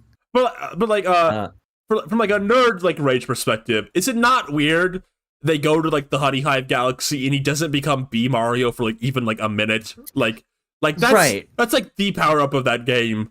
And like again, like you could have, it's probably just because they spent 5 seconds on Honey Hive Galaxy instead of like doing anything with that planet. Right. It wasn't even a planet. It was just like a weird place that they found while they were running away from the castle. I think Mega Lake is the only boss from Mario Galaxy in this movie, and he's like a ship for Bowser Jr., which works. But like, I don't know, like not even Dino Piranha like chases them at any point or anything. Like, why is the Dino Piranha the thing they're running from? It's the dinosaur. Right. I mean, I think it's just a case where they just had so many ideas, and also, did they mention that it was like reconstructed from like it kind of became Galaxy part way through production? So yeah, where a lot of those elements were introduced. It was not started as the Galaxy movie. They were still considering a few things. Like it was an Odyssey movie, if it was a World movie, and they eventually landed on Galaxy. It wasn't like from day one determined to be a Galaxy movie. Right. Which I can kind of see. So a lot of the Galaxy elements are kind of like not directly related to the game itself, but more just the theme of outer space and like other planets and other dimensions and galaxies and worlds and that kind of thing. Yeah. There was a plush of the lava octopus. I did notice that. Yeah. And like Resnar. Yeah, I do like the idea of like oh, the Bowser planet. We're gonna build like that's kind of like one of Bowser Jr.'s motivation in this, that he's gonna build like a big evil Bowser planet for him and his dad to like take over the world and live together on. But yeah, I mean, I don't know. I guess I personally don't. I kind of have like made peace with like that. It's they're just kind of pulling whatever. It bothers like some people like have like determined their enjoyment of the movie on like if it being like galaxy like references. That doesn't bother me. I think it's just more like surprising to me that like this movie is called Galaxy and it does like Galaxy's not the thing that gets like the overwhelmingly like most amount of like references or something in the movie, which doesn't matter ultimately. I was surprised by it. They like name drop Space Junk Galaxy, but it doesn't look like Space Junk Galaxy even a little bit. Lou also just set this wonderful picture up on screen. Yes. This is what I was talking about. You could get. I really want a Yoshi popcorn bucket now. Do you think my local AMC still has one? I don't know. Can you get one for me too? I could try. This movie's never gonna do well. Send it to me because post a picture of like the near $300 Yoshi bucket. They probably made like a million of these buckets, and those buckets online will drop in price within like a month. Nobody's gonna buy a Yoshi bucket for $400. They're stupid. It's Monster High collectibles all over again. Can you get it for me anyway? I can try. Speaking of Easter eggs in this movie and cameos, should we talk about like some there's two post-credit scenes. I want to talk about the first one though. Okay. Okay. The first one is the brave grand return of the fan favorite character from the first movie. The suicidal Lumily. It's Lumily appears. The suicidal nihilistic. This nihilistic scene Lumily. was in the trailers, by the way. So at the very end, Bowser Jr. and the Skull King are taken to like by Fox to like a facility, some kind of like intergalactic it's like prison. jail. Yeah, some sort of intergalactic jail. And the way this place is designed, it looks like a militaristic industrial like prison. And I was so scared watching that scene. I was terrified because this scene is kind of like the where Fox McCloud kind of signs off and he flies. I'm off to my own universe. Like they kind of like they drop that little nugget again that like, oh, there's other universes in this movie. I was so scared that when we see Bowser in prison, that the big stinger was they were going to zoom out and show all the cells had every other Nintendo villain also in prison. Oh my god. And then Bowser says like, we're gonna bust out of here with a couple of my new friends. I've never been more relieved that moment did not come, because I was enjoying a lot of the Easter eggs in this movie, but that would have been a bridge too far, where like the introduction of all these villains is just like, oh, they're all in Nintendo jail together. And that would have just been so like the multiverse prison. Yeah, it'd be kind of funny if the very least, if like Eggplant King was in one of them. It's like, okay, fair enough. From like a Kid Icarus? Like a loser villain. Yeah. Don't worry, we'll get out of here together. Yeah, have all like the villain rejects. But yeah, I guess can we talk about Donkey Kong causing trouble in Brooklyn? That was an Easter egg. That was a little Easter egg. It feels like Donkey Kong's up to some stuff in the background, which was really funny to see. It feels like they put that in there so like kids wouldn't wonder where he was in this movie. Like, oh, he's just in Brooklyn hanging out. Just not just hanging out, fucking about. Yeah, I thought I was expecting some kind of like don't worry, Donkey Kong still exists scene. I honestly thought that was gonna be one of the credit scenes where they kind of like he's like, oh, and I'm on my own adventure too. Oh, wait, hey guys, why wasn't I in the rest of the movie? Oh, come on, big buddy, we have our own adventure to go on. And then they go to like the poster for the Donkey Kong movie or whatever. But no, we just get a little reminder that Donkey Kong exists. I wonder if that's like any kind of indication of what they want to do in a solo Donkey Kong movie, if there's any context for that whatsoever, because it feels kind of like a big deal. Like he shows up it's during the segment where Yoshi's like in Brooklyn, and Donkey Kong's just like there swinging on some girders, and it's like, why would he be there? What's his Fucking story? around, you know. He's around in Brooklyn. It's like, hey, what's it going? He has a new portal open to like a new world, and he's kind of a rambunctious guy. You know, I think he's just kind of fucking around. He's like, ooh, fun. And he's getting into trouble and stuff. I wonder if pinpoint this. We're gonna pin this conversation. What we think is next. I want to move on to the next. We'll get back to Donkey Kong in a minute. I have something to say. I think it's better to say it for the what we think is next. I want to say. I'd like to say. I guess we should talk about probably the more substantial. The first one I think is just mostly saying the Star Fox movie is gonna happen probably, so be ready for that. Yeah, at least opens the door. At least like leaves it open. Like if we wanted to make one, we've set it up now, so you're prepared. I could definitely see Nintendo's in a position now where like they're making movies that are doing pretty well, and this might be like the avenue that they want to use to revive some of their old IP. Because there's been so many cases where like they try to make a new game and nobody really cares. So it feels like there's a lot of series they're sitting on where they don't really know how to reach an audience with them. So I'm definitely picturing that like movies are gonna be a new avenue for them to reach new people. And they'll be like finally an excuse to redo Star Fox again. Yes, to tell Star Fox 64 again. Yes. I think you're right. It's just I think they just make it clear Fox is back in its own world now, so when we want to do Fox, we can do Fox. The second one was Princess Daisy. Princess Daisy. You're coming with me. I had like three Princess people. Daisy shows up. I had like 3 people DM me congratulations, which was very nice of everyone. It was kind of weird that she wasn't. I was expecting her. She punches the little monkey Kiki from earlier in the movie. You see her. I bet you knew from Fist 1. Who here recognized the Fist of Daisy with her special glove? Who wouldn't? Right. A little disappointed when they cut back to her. She wasn't holding like a blimp mushroom and then like took a big bite out of it. Leave me or the blimp alone. Fruit. Oh my god. No, it's for the Mario Wonder movie. We'll get there. I was gonna. Okay. Yeah, it's a little interesting. They teased her. There's always part of me that thinks like, even though she's like a main character now, and they put her all in the games, and like she's like in the theme parks. I always think like, oh, is she like that important to like Nintendo still? Apparently so, because everyone was saying Donkey Kong, Wario, or Koopalings. I was like, oh, it's not going to be Daisy. Little did I know, it was Daisy.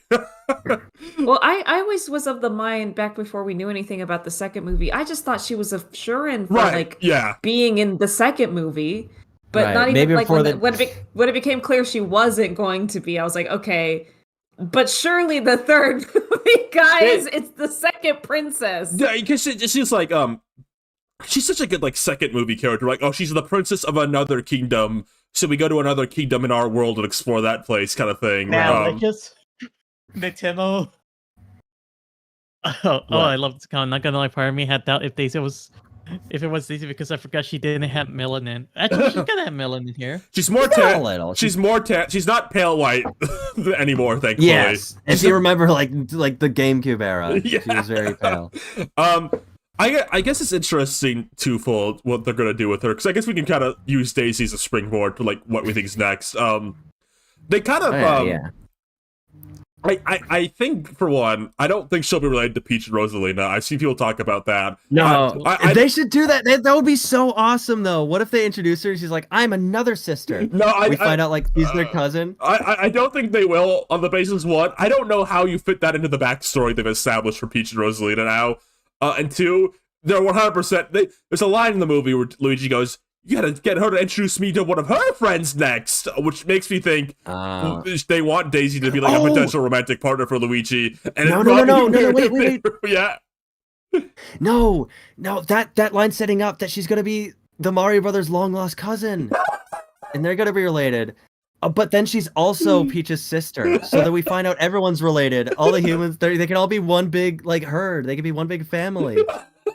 Wouldn't that be awesome? I think the fans would enjoy it. Wait a minute, Peach, you're my sister? What? I guess we can't be romantically involved anymore.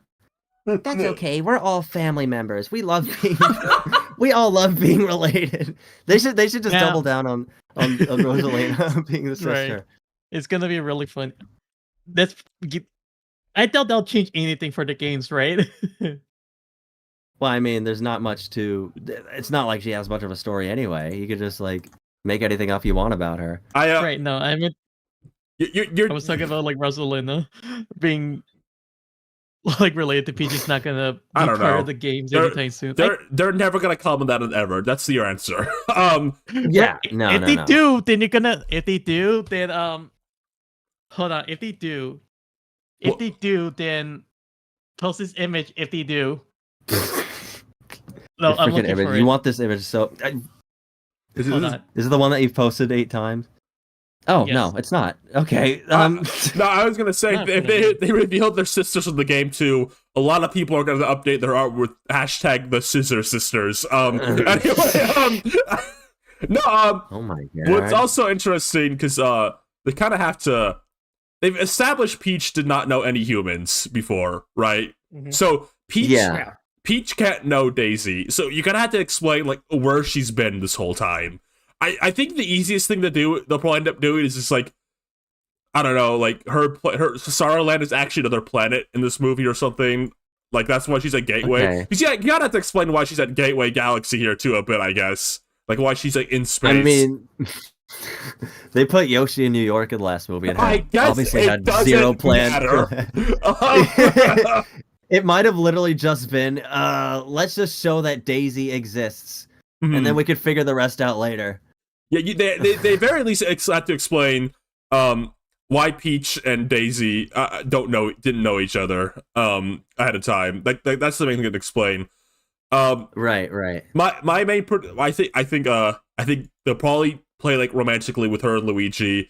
I think their romance will probably like more comedic than Mario and Peach, if I had to guess. Oh, it's gonna be like in the squeakquel in Alvin. I wanna know what love And is. that's literally I want you to when we didn't know anything about this movie and they just announced they were making one. I literally made that joke that Luigi is like plotting the second movie because like he sees Daisy and like the Barbie Ken thing happens with Toy Story 3.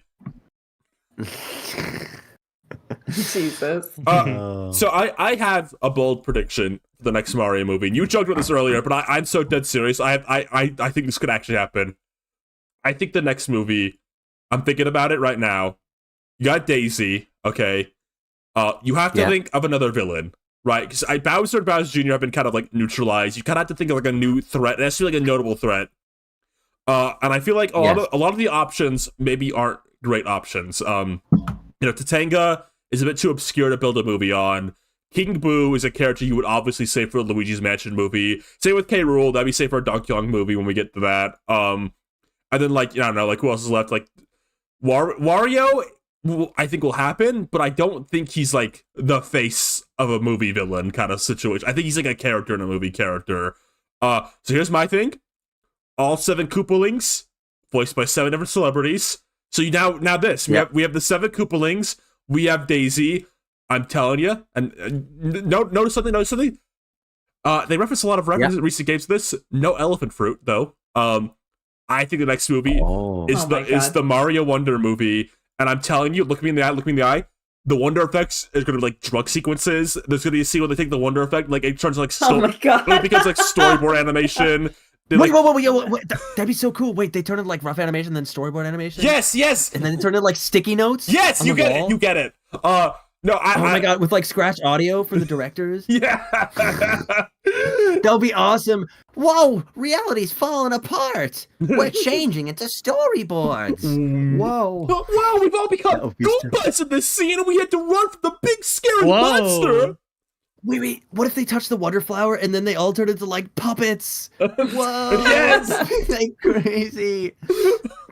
Oh, you're onto something. You got some ideas in your head, Ryan, don't you, Ryan? Yeah. You should make scripts. I don't think it'll actually be the Mario Wonder movie, but I will note, no elephant fruit in this movie. And you know what else is notable? They fucking love the talking flower. Not even so much as referenced in this movie. I'm crazy. Just saying. Not a peep out of him. It should be like the Mario Flower movie. It should just be nice. And you act like you would not think Illumination would hear the concept like a group of 7 villains we could all cast different celebrities as, and they wouldn't be rubbing their hands. They could do that. I think there is room for that. I wouldn't be opposed to it. I want to see the 7 wacky Koopalings and all their celebrity voices, and 7 crazy Goombas. Yeah, if they you all have such great gags. If you just ask me like what's the next lot you do, and it has to involve Daisy obviously because that's the character they tease, so she has to like matter in some way, and she's not in a ton of like mainline games. It's like Mario Land and Mario Wonder and Mario Run. Maybe they'll make the Mario Run movie, but like yeah, the Super Mario Run movie. But in terms of like ones that exist, I think she fits well in Mario Wonder. You kind of have like a flower, you have like a big like flower visual thing going on. You get the Koopalings in because they're in that game. It kind of like you kind of puts you back on the planet for a bit, and you could explore the planet. Again, I don't think it'll be fully like this movie. I don't think it'll like 100% based on Mario Wonder. Mario Wonder is even less of a plot than Mario Galaxy, but like thematically, like you get the Wonder Flower. That's such an easy excuse for like visual gags. You get the Koopalings. It's an excuse to have like 7 new crazy characters. I think it makes sense. Okay. Ryan, I like one of your ideas that you've brought up on this podcast. For a role for Daisy in one of these movies. I have liked your idea of having her as like kind of the sidekick to Luigi in like a Luigi's Mansion movie. Yes, perhaps. Because I think really well. I think there's a non-zero chance she's in the next one they do. I'm honestly surprised if she wasn't at this point. Right. And I will say on that note, though, we're talking about like Wonder, like the talking flower not being these. Something very weird about these movies. There's no boos in either of them. Not a single boo. No, King Boo is one. Boo A very ugly King Boo in the first movie, but no regular boos. You can hear the boos, but you don't see them. They are a very prominent part of the Mario series. Boo. For reference, Ryan, can you post up? What was that? By the way, can you post a Peach peeing? Just for reference, Boo is the single most playable enemy in any Mario game. Just for reference for like its absence. Right, people love Boo. So maybe what could happen is like they just take a break from Mario movies for a bit. So like Daisy shows up for the Luigi's Mansion movie they're making, and they do Donkey Kong, and then they kind of tie it all together for like a third big event Mario movie situation. Right. I think that is also very possible, honestly. Yeah, that's kind of the timeline I've always imagined, but you never know with Nintendo. They're the kings of left field.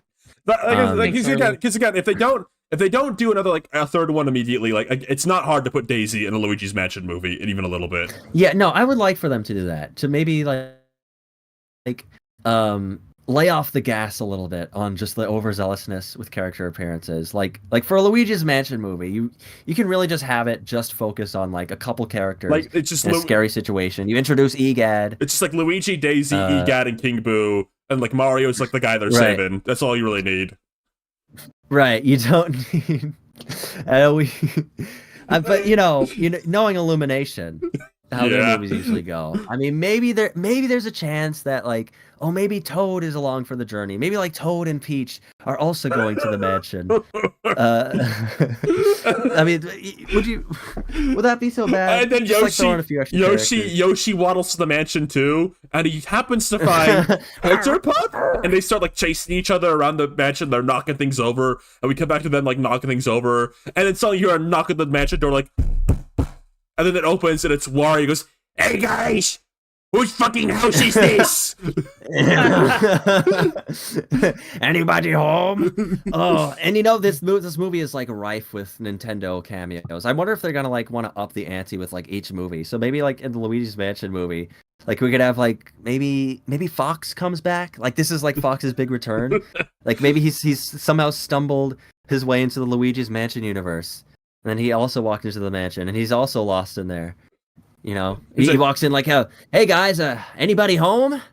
Get the guy my new friends with me, Martha and Ike. Don't worry, Fox. We'll protect you. And then it's like shoulder to sword. He's like, "I'm not scared, guys. I'm not scared." And then in comes Wolf O'Donnell. It's like, I'm a woman. Do you think Donkey Kong? Maybe that's where Donkey Kong and Diddy Kong have been. Like maybe they've been also wandering the mansion too, and they don't know. They like maybe we have a scene where like Donkey Kong walks up to the front door. Whoa, it's kind of dark in here. Anybody home, guys? Whoa, DK, this place. Whoever lives here has got it made.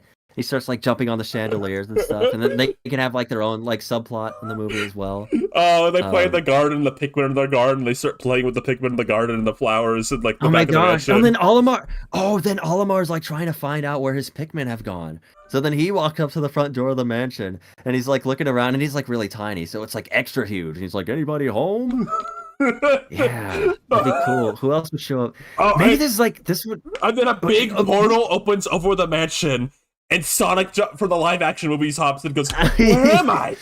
Looks like I should explore this mansion to find out where I am." Whoa. Well, this looks just like the mansion from the Haunted Mansion, Disney. Whoa. That'd be kind of fun, right? Who else would show up? Who else would show up in the mansion? Oh, Knuckles and Tails are back, and Knuckles and Tails go to look for Sonic in the mansion separately. That's right, Sonic they get separated. Oh, Knuckles.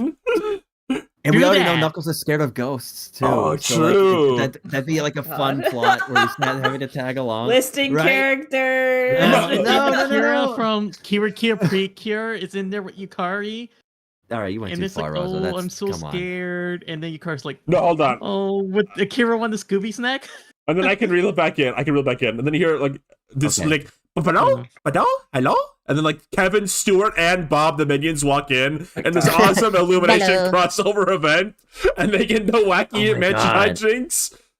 This could be the anchor of like the entire Illumination shared universe. Oh my gosh, then like Buster Moon and all of his singing friends, all like 18 of his singing animal friends walk into the mansion. Wow, I think this was the place.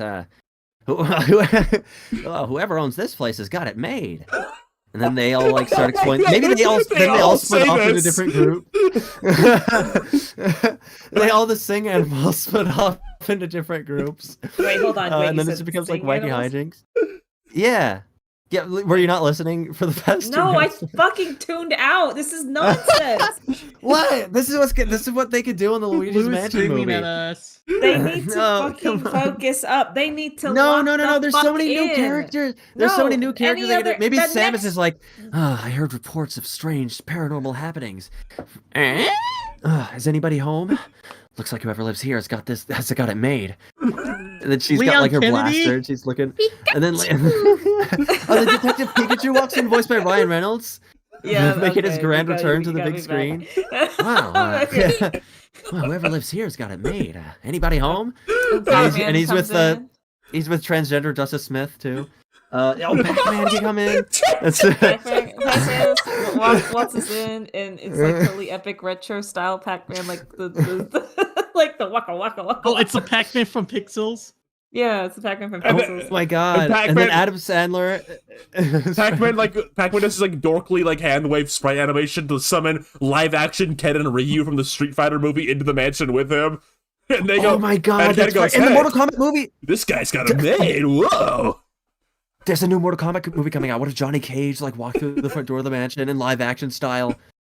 There should be one of the universes they go to in Spider-Verse, in Beyond the Spider-Verse. There should be the Luigi's Mansion universe. I'm not kidding. Miles Morales goes, whoa, whoever lives here has got it made. There's more spiderwebs than Spider-Verse. I like this A guy comment could get that used to says, this. and then the pets from Secret Life show up in the entrance, like, it can get Can weird.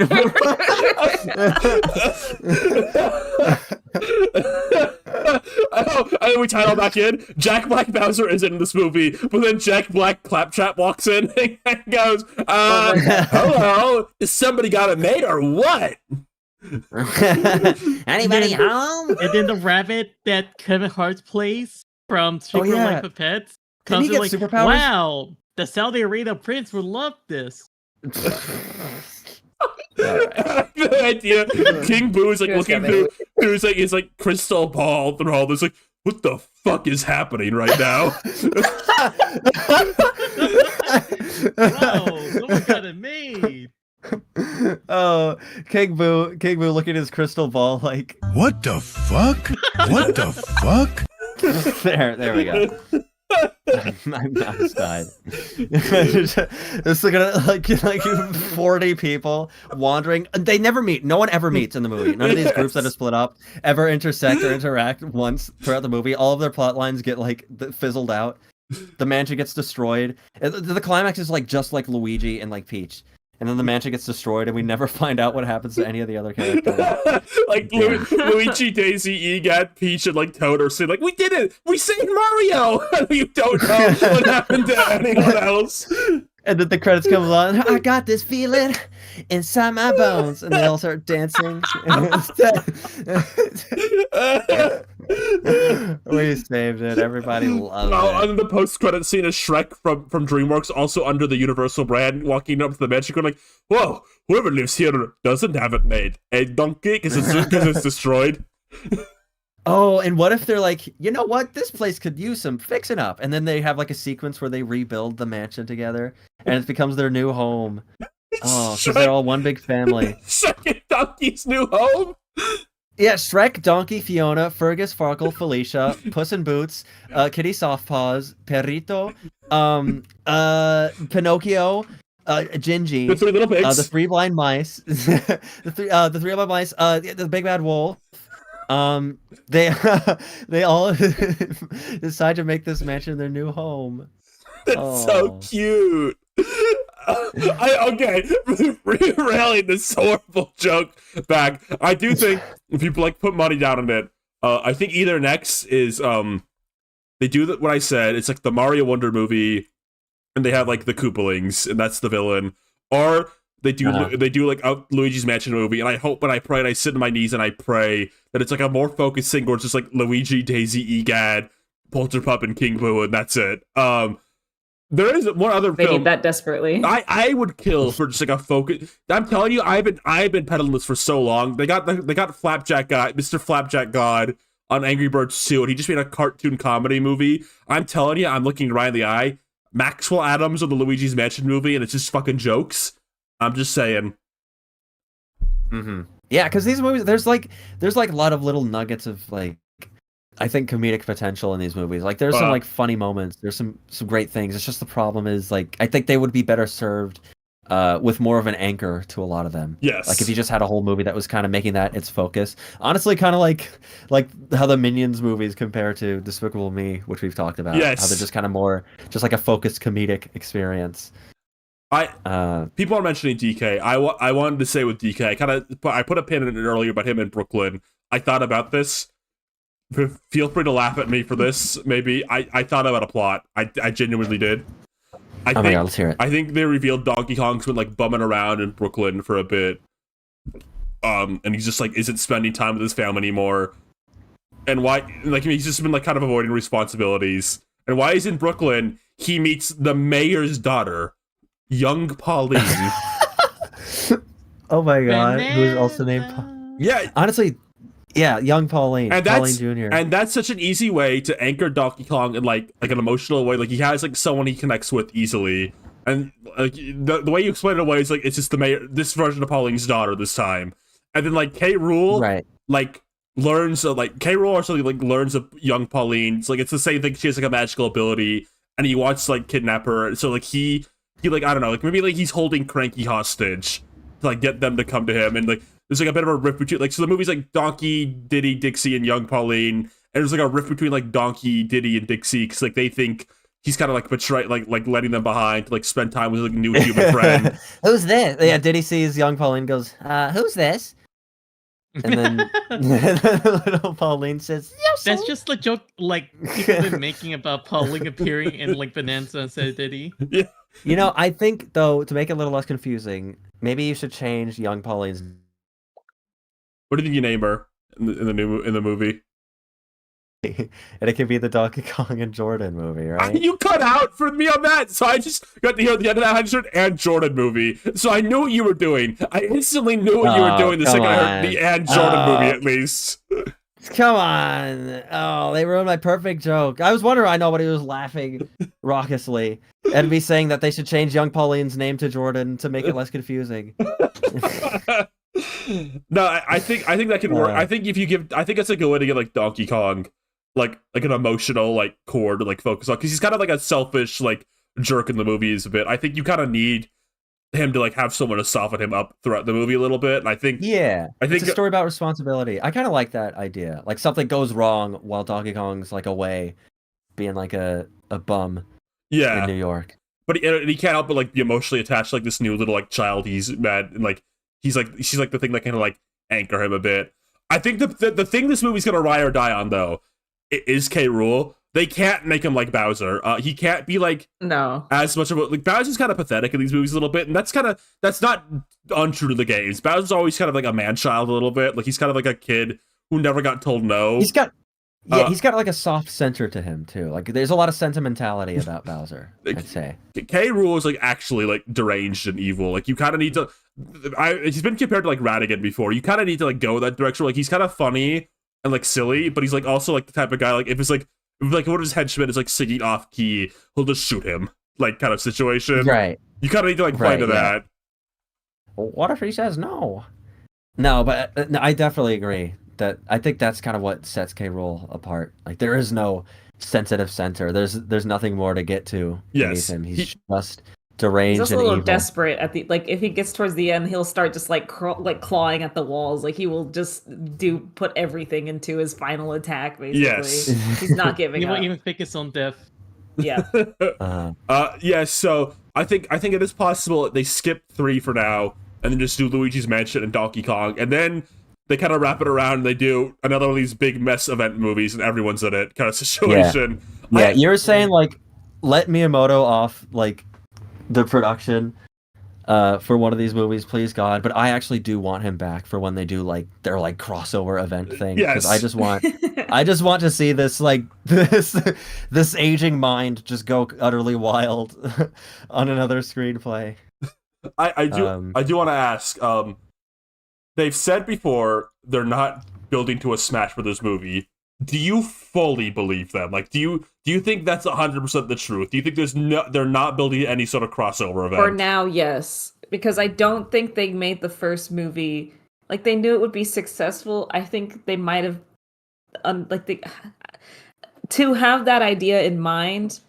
They have to believe that any kind of solo movie with any of these characters would do extremely well. And I'm sorry, none of them have the same pull that Mario does. Like maybe Zelda will do pretty good. Mario's a big name, and they were taking a big swing. They're like, okay, we're doing an animated Mario movie, theatrical movie. It's big time.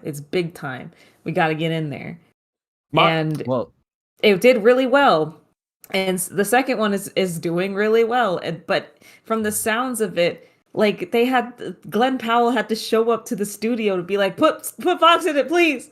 Put him in it. And they're like, oh, okay. Like, I don't think they have a greater plan. I do believe them genuinely. They don't have a plan to do MCU style Smash Brothers stuff. Maybe there will be eventually, if enough of these do really well and it's just a proven like money formula, maybe they'll do something Smash adjacent. But I think already enough, even for the games, getting the licensing for a lot of those characters is such a headache that even trying to do it, even just with the Nintendo characters, it's like it's gonna be a logistical nightmare. It's going to be aggravating. So here's my thing. I agree. I don't think they're doing Smash Bros. I could though see them build to like the Mario, Donkey Kong, Star Fox, Pikmin event, like those the ones Illumination has access to, like all come together. Like Metroid wouldn't be in it, Zelda wouldn't be in it. You fully think Sonic will be in this. It'll just be like the ones like Nintendo, like Illumination has access to, like crossover event for like the third movie. Mm-hmm. I feel like maybe it'll be what? Go on. No, go on. I was gonna say if they ever do like a Smash Brothers movie, I don't even think it'll be like an MCU style. We're gonna build this up like introducing every character in their own solo movie. Like if it ever does happen, I think it will just be kind of this movie's approach, where it's just like here's just a bunch of just freaking characters from like who cares where they're from? From other universes. I think there'll be some little kids who fall down a rabbit hole and they get sent to the different Mario universe and the Pikmin universe and the Metroid universe. And I have a really good idea for the trailer. The trailer? For the trailer? Oh, yeah, You think you have a good idea Yeah. for what the trailer would be? Tell me all about it. Tell me. I'm running my hands. I think Why it don't might have. you tell us in the form of song? What, Ryan? Could you maybe? Can we get a bunch of Nintendo characters? Okay, sure. Yeah, sure. Give me a second. Night's gonna be a good night. That tonight's gonna be a good night. Let me talk I about can politics. feel it. Turn. What is the word? Are we gonna sing this whole song? Are we gonna... No. Keep going. No, I put Wait, it. Ryan, are you getting the images? I'm doing it right on my laptop. Let's Okay. do it. Sing it. Do it. Let's do it and do it all. I got a feeling that tonight's gonna be a good night. That tonight's gonna be a good night. Oh, this is such an awesome trailer. This is gonna be an awesome. Oh my god, I'm actually. You've kind of sold me. You won me over on the idea. I think we should have a Smash Brothers movie, and that should be the trailer. I agree. I think it'll be really good. I think that all the characters will learn a lesson. Okay, if they made a movie with a lot of Nintendo characters, there's just no way any of them will have anything substantial to say or do. Right? Like, that's just not I happening. mean, if they do it, it would just be like. It would Like probably an just be like a experience. handful of them. it'd be a visual audio experience. It wouldn't really be a film. Maybe that'd be a good idea. Maybe to test the water. They should have like a Smash Brothers like ride at Universal, maybe. Oh shit! Sorry, You know? sorry. That was a good idea, but I did just see something in Ready to StartCast fan art. I guess they posted like an hour ago, and I'm just now seeing it. Jesus Oh my god! Christ! Are we gonna have a fan art corner right now? We're gonna have to. We're gonna have to move Yeah. towards the end like soon. Yeah. Okay. It's been like 3 hours. It has been 3.5 hours, I think, almost. Mark it on your bingos. Yeah, I guess just for the next one, I just hope, I hope Luigi and because they're probably gonna do Luigi's Mansion, and we know where they're in Donkey Kong. I hope those two are focused. I hope Donkey Kong is just like Donkey, Diddy, Dixie, Cranky, Kid Rule, Pauline, no other characters besides background appearances, and then like Luigi's Mansion is just Luigi, Daisy, King Boo, Egad, Polterpup. That's it. I just want them. Chunky. Chunky's dead. I just want them to do some focused movies for a little Can't keep bit. killing him like this, you I fucker. No, I definitely hear it. Yeah. I hope I approve. agree. I hope those two are so focused and like actually fun, and they come back for the third Mario movie, and it's a complete mess, and it's just like every character ever. Or they cut to the third one, and it's Mario Wonder, and there's 7 Koopalings voiced by 7 different celebrities, and there's the Peach, Daisy, Rosalina, Elephant twerk-off scene, and the audience claps, and everyone loves it. Do you think there should be like a... off. What do you think the popcorn bucket should be for the movie that Daisy's in? Should they have like a Daisy Okay, themed it should be popcorn bucket? Elephant Daisy, and Oh, God. and the container is her ass. That's pretty good. It could also be like Balloon Daisy, and you have to like open up her exposed panties. Yeah. No, I can see that though. Like you take the top part off, and like the bottom part is where like the popcorn is. That'd be pretty good, actually. Yes, yeah, that'd actually be kind of good. What if it was like the Wonder Flower? What if it was like the talking flower though, and it was sticking up, and you put the popcorn in its mouth? No, it would be like a butter container, a butter dispenser, and you like squeeze it, and it comes out the bottom. You pour the butter into the mouth on top. I just imagine like a talking flower with like butter like seeping out of its mouth. Oh, someone accidentally brought their talking flower toy and filled that with butter. like starts like static electricity like everywhere. Like everyone in the theater gets like butter shocked by like the talking flower toy. Then it spills the butter on the ground, and the butter catches fire, and like the theater, like the people in the theater had to talk. The news talks about like the talking flower butter fire incident. I think the biggest tragedy of this film is seeing the initial reaction of it from Andre Segers. I won't lie, we dog on the man a lot, but that kind of broke my heart a little bit. His first reaction saying that, you know, I had a lot of fun, but while I was overjoyed with the first movie, I couldn't help feeling disappointed with this one. Hope a second viewing changes my mind. Oh no. I know. Oh, come Because on, Andre's been like man. the strongest soldier for these movies. I've counted, he's made 12 like mini video essays about why the Mario movie is secretly genius, breaking down individual scenes, talking about how like the licensed needle drops were actually like a cool decision and like were a perfect fit for the movie. You should kill him. And now I'm a little. Let's just like keep an eye on him. I know we make fun of him a lot, but this is probably Really hitting him really sensitive hard. time for him, honestly. I know. Ever since with his wife and. Sorry.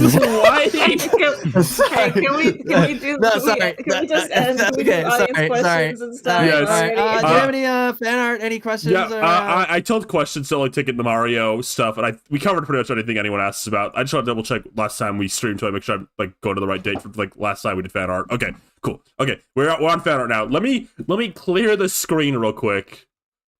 Oh, jeez. Okay. Last one we did was before our birthday, so there's some birthday art to do here too. Cool. Oh man. Oh wow, we got a lot of fan art. We do. Okay.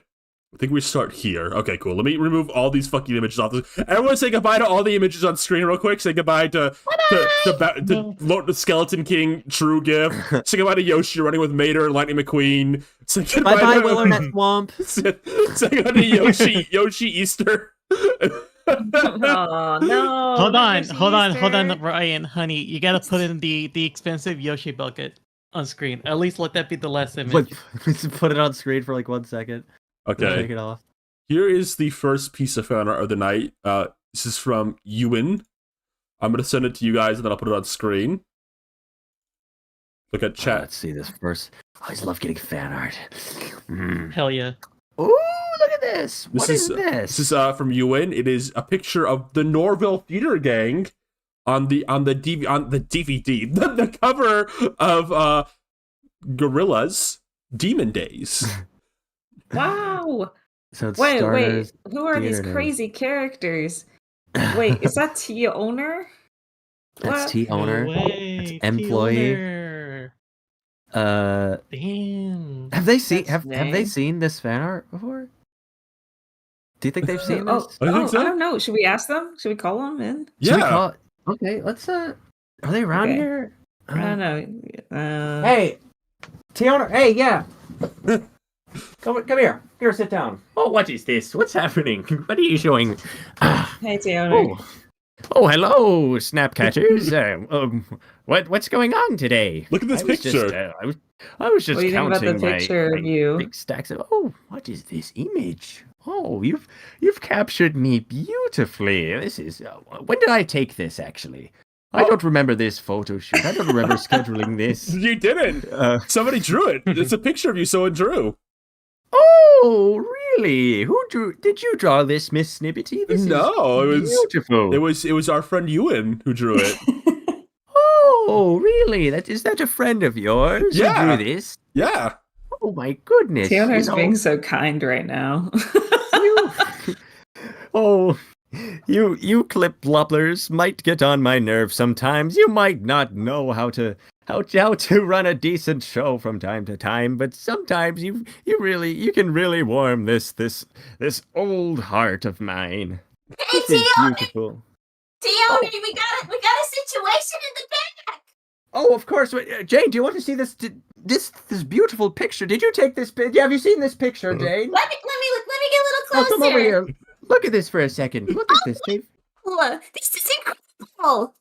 Yes, I know. It's me. There's you right there. There's Aw. employee. Where is employee?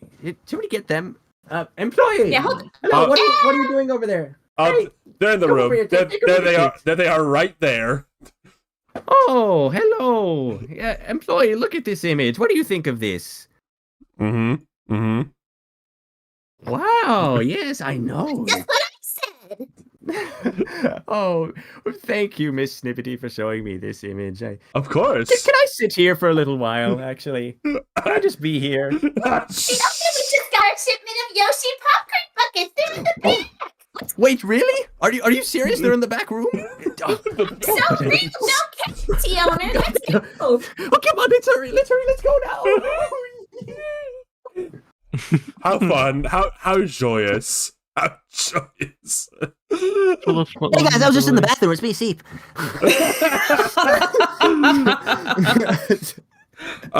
This next one here is from Mo Charlick in the Discord. It's me and Rosa. It was a birthday pic. I believe we're in the Wario and Waluigi render poses here.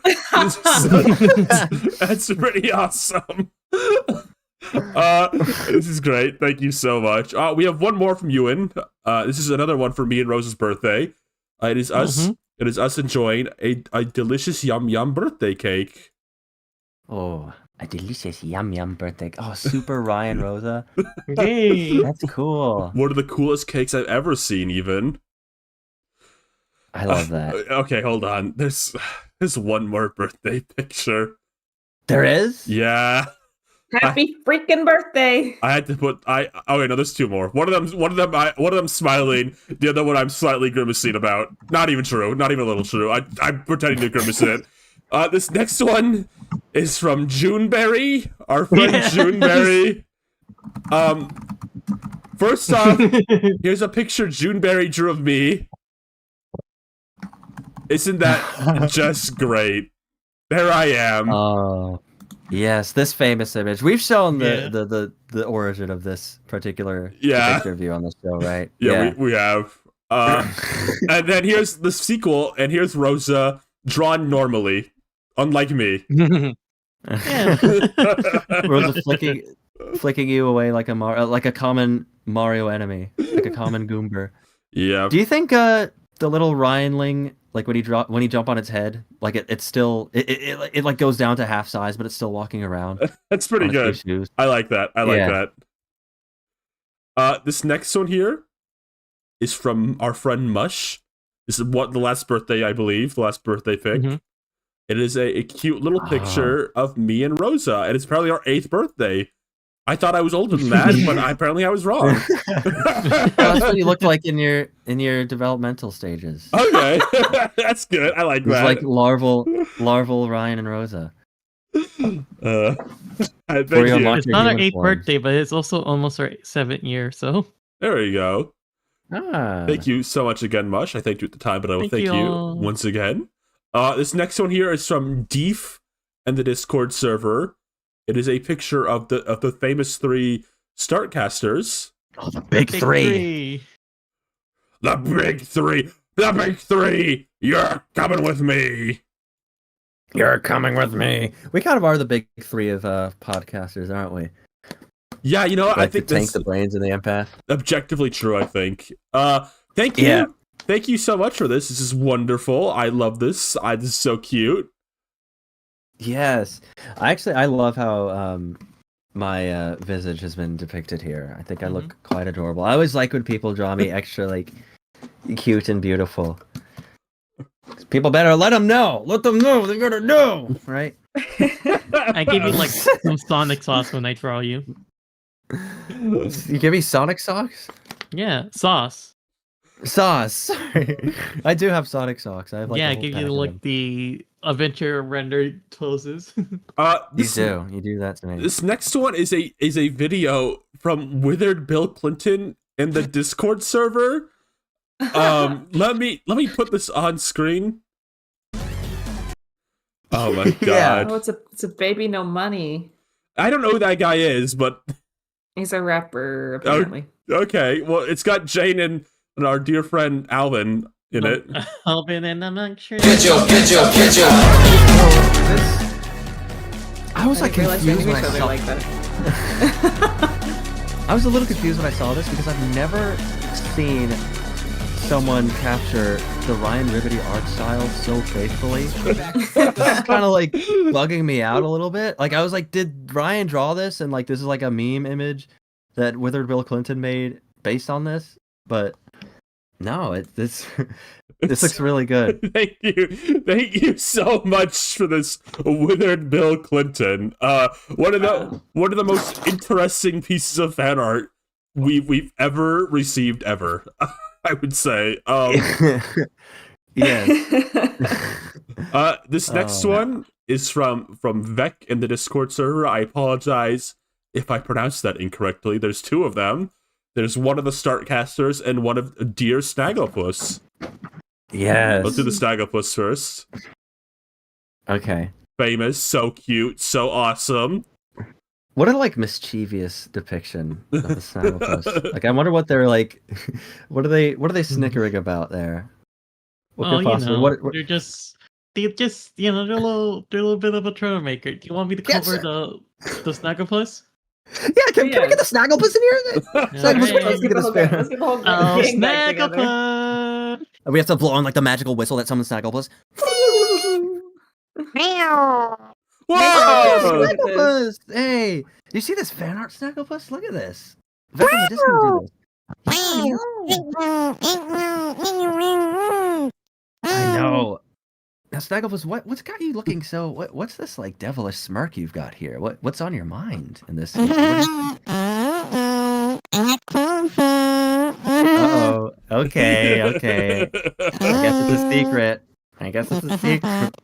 We won't let you reveal that on air. Wink. Oh.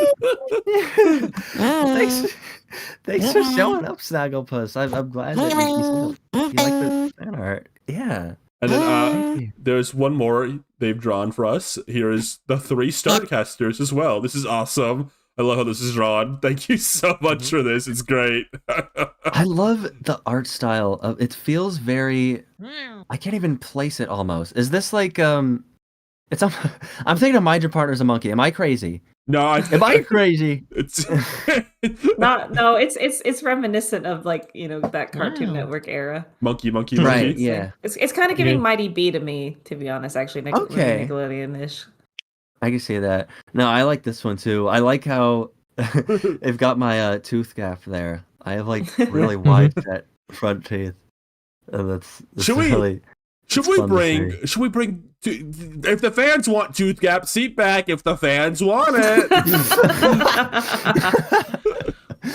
I'll spray milk everywhere between the gaps of my teeth for everyone if the fans want it. It's the new attack. We have one here from Socko and Chips in the Discord of the Norville Theater Gang. Yay! Like angsty art. This is like sad. Oh, trust me, you do not need to feel bad for Mitch Midman at all.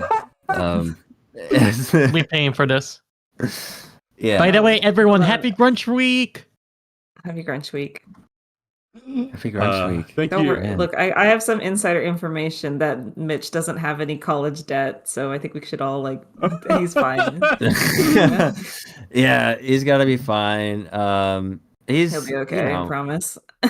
Any fun that is made of him is completely deserved. Trust me. If he had to spend like 10 minutes with that guy, like hearing about his like all his like belly aching about like analytics and he's really good at math. Blah blah blah blah blah. Blah. Exactly. He just loves to hear the sound of his own voice. I'm making sure he's keeping that degree, he's putting that degree to work. That's why I call him nearly 24/7. Here's one from Lee in the Discord server. It's another picture of the Norville Theater Gang. Wow, it's a Snagglepuss. Hell yeah. Oh, they're getting a lot of fan art. This one's awesome. Did they do something recently? I don't know. Maybe they did. Maybe. Yeah, I don't know. Weren't they doing something while y'all were in jail? Oh yeah, the Snagglepuss really helped us out with that one. It's really funny that they were able to teach me how to make like a seep-shaped hole in the wall. I know. Snagglepuss has been through a lot. I guess they're about that life. Yeah, they be thugging. Am I right? I think they be thugging. So you ever talk to their friend? Their friend? Yeah, they have a friend. I'm glad to know they have a friend. Snagglepuss? Thank Same you. Species. Thank you so much for this. This is fantastic. Again. Mm-hmm. Oh yes. I didn't want to distract too much with the art. This next one is from More Green in the Discord server. You'll all love this one, guys. Happy Easter. Happy Bunny Day. Whoa. Who's that good-looking fella on the screen right now? Oh, Pete. Yeah. Oh, Pete, you dog. When did you take this, Pete? I took it when I was hunting for piggy Easter eggs in real life, and I thought luring out with some lustful lookings might lure them out. Man, Did it work? Pete, No. well, Pete, nobody knows how to celebrate Easter like you. Honestly, you've honestly got it all. You've got it all made. I think. Thank you. This is great. Thank you so much for this. This next one's from Peanut Butter and Smelly in the Discord. It's a really interesting picture of us as cleaning material from the floor, and Rosa is some icky, sticky, icky goo on the floor as well. Hey, Pete, like goop. Is this okay? I'm getting like Object this is show? kind of like our object show, or even not even that. I'm thinking Aqua Teen Hunger Force. Yes. Oh Like, yeah. This is like I'm imagining us having like a low budget show with like our canned animations where we're just walking around like photographed backgrounds, and just like bantering together. Isn't Honestly, I that don't just make our it- shorts? Yeah. I don't think I'd make a bad bucket though. Honestly, like I think I would watch a few episodes of what would this be called? Like the start. I don't know. I'm not gonna workshop a title for this. The Start Cleaners. The Start Cleaners. Hey, that's something actually. We're like the cleanup crew. We're like we should have, looking in the. We're just thinking about the title, looking at it like in the how that guy from Boxburger looked into the mirror of like a speedo. We should maybe like our Carl equivalent should be like, I don't know, like T owner maybe. I'm thinking of someone in like that looks like Carl from Aqua Teen, like in that style, but is like the janitor or something. Maybe like a janitor character with like a mop. Yeah. Next up is one from our dear friend Connie, also posted in the Discord. It is of Dry Jack Black in the soup. Yeah. Whoa! Oh my Whoa, god! this is amazing, Connie. The soup. Connie. Sipping the soup. Oh, it's got some letters of the alphabet in there. Ew. I am the soup. I'm the Lord of Broth. I am the Soup King. I am the Lord of Broth. I am the Oh. Soup King. That's mini dry Jack Black. Wait, you're right. Like, what if that's a normal size bowl of soup and this is mini dry Jack Black? Yeah, it is. Right. It is literally in the fan art that they said. It's Okay, mini Jack it's Black mini- after falling into the soup. It's mini dry Jack Connie. Black. It's Yes, thank you for this. so many layers to that. Mini Dry Jack Black. It's really good. It all comes together. Last one we have here is from the Art Pal on Blue Sky. It is a poster for Executive Edition, the movie. Oh, I didn't What see the this. hell? This is cool. Is that PLG? Well, okay, we need to really What get kind like. of the- Rigby I'm stick? looking at this thing. What is Let's this? pull out the old Backroom analysis machine game? and see what secrets are inside this poster.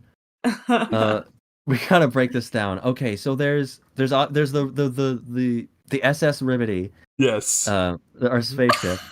That's the flying in the air. There's an image of the back rooms here next to Yeah. Kane. Whose jail is this? Is that like Oogie look? Yeah, the There- there's- Oogie's balloon. there's the Oogie Loves balloon? That's Jane's favorite movie. There's Mordecai with the Rigby wand.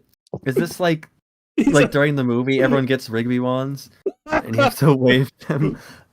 Dude, kids in the audience, wave your Rigby rod to cheer on the owner.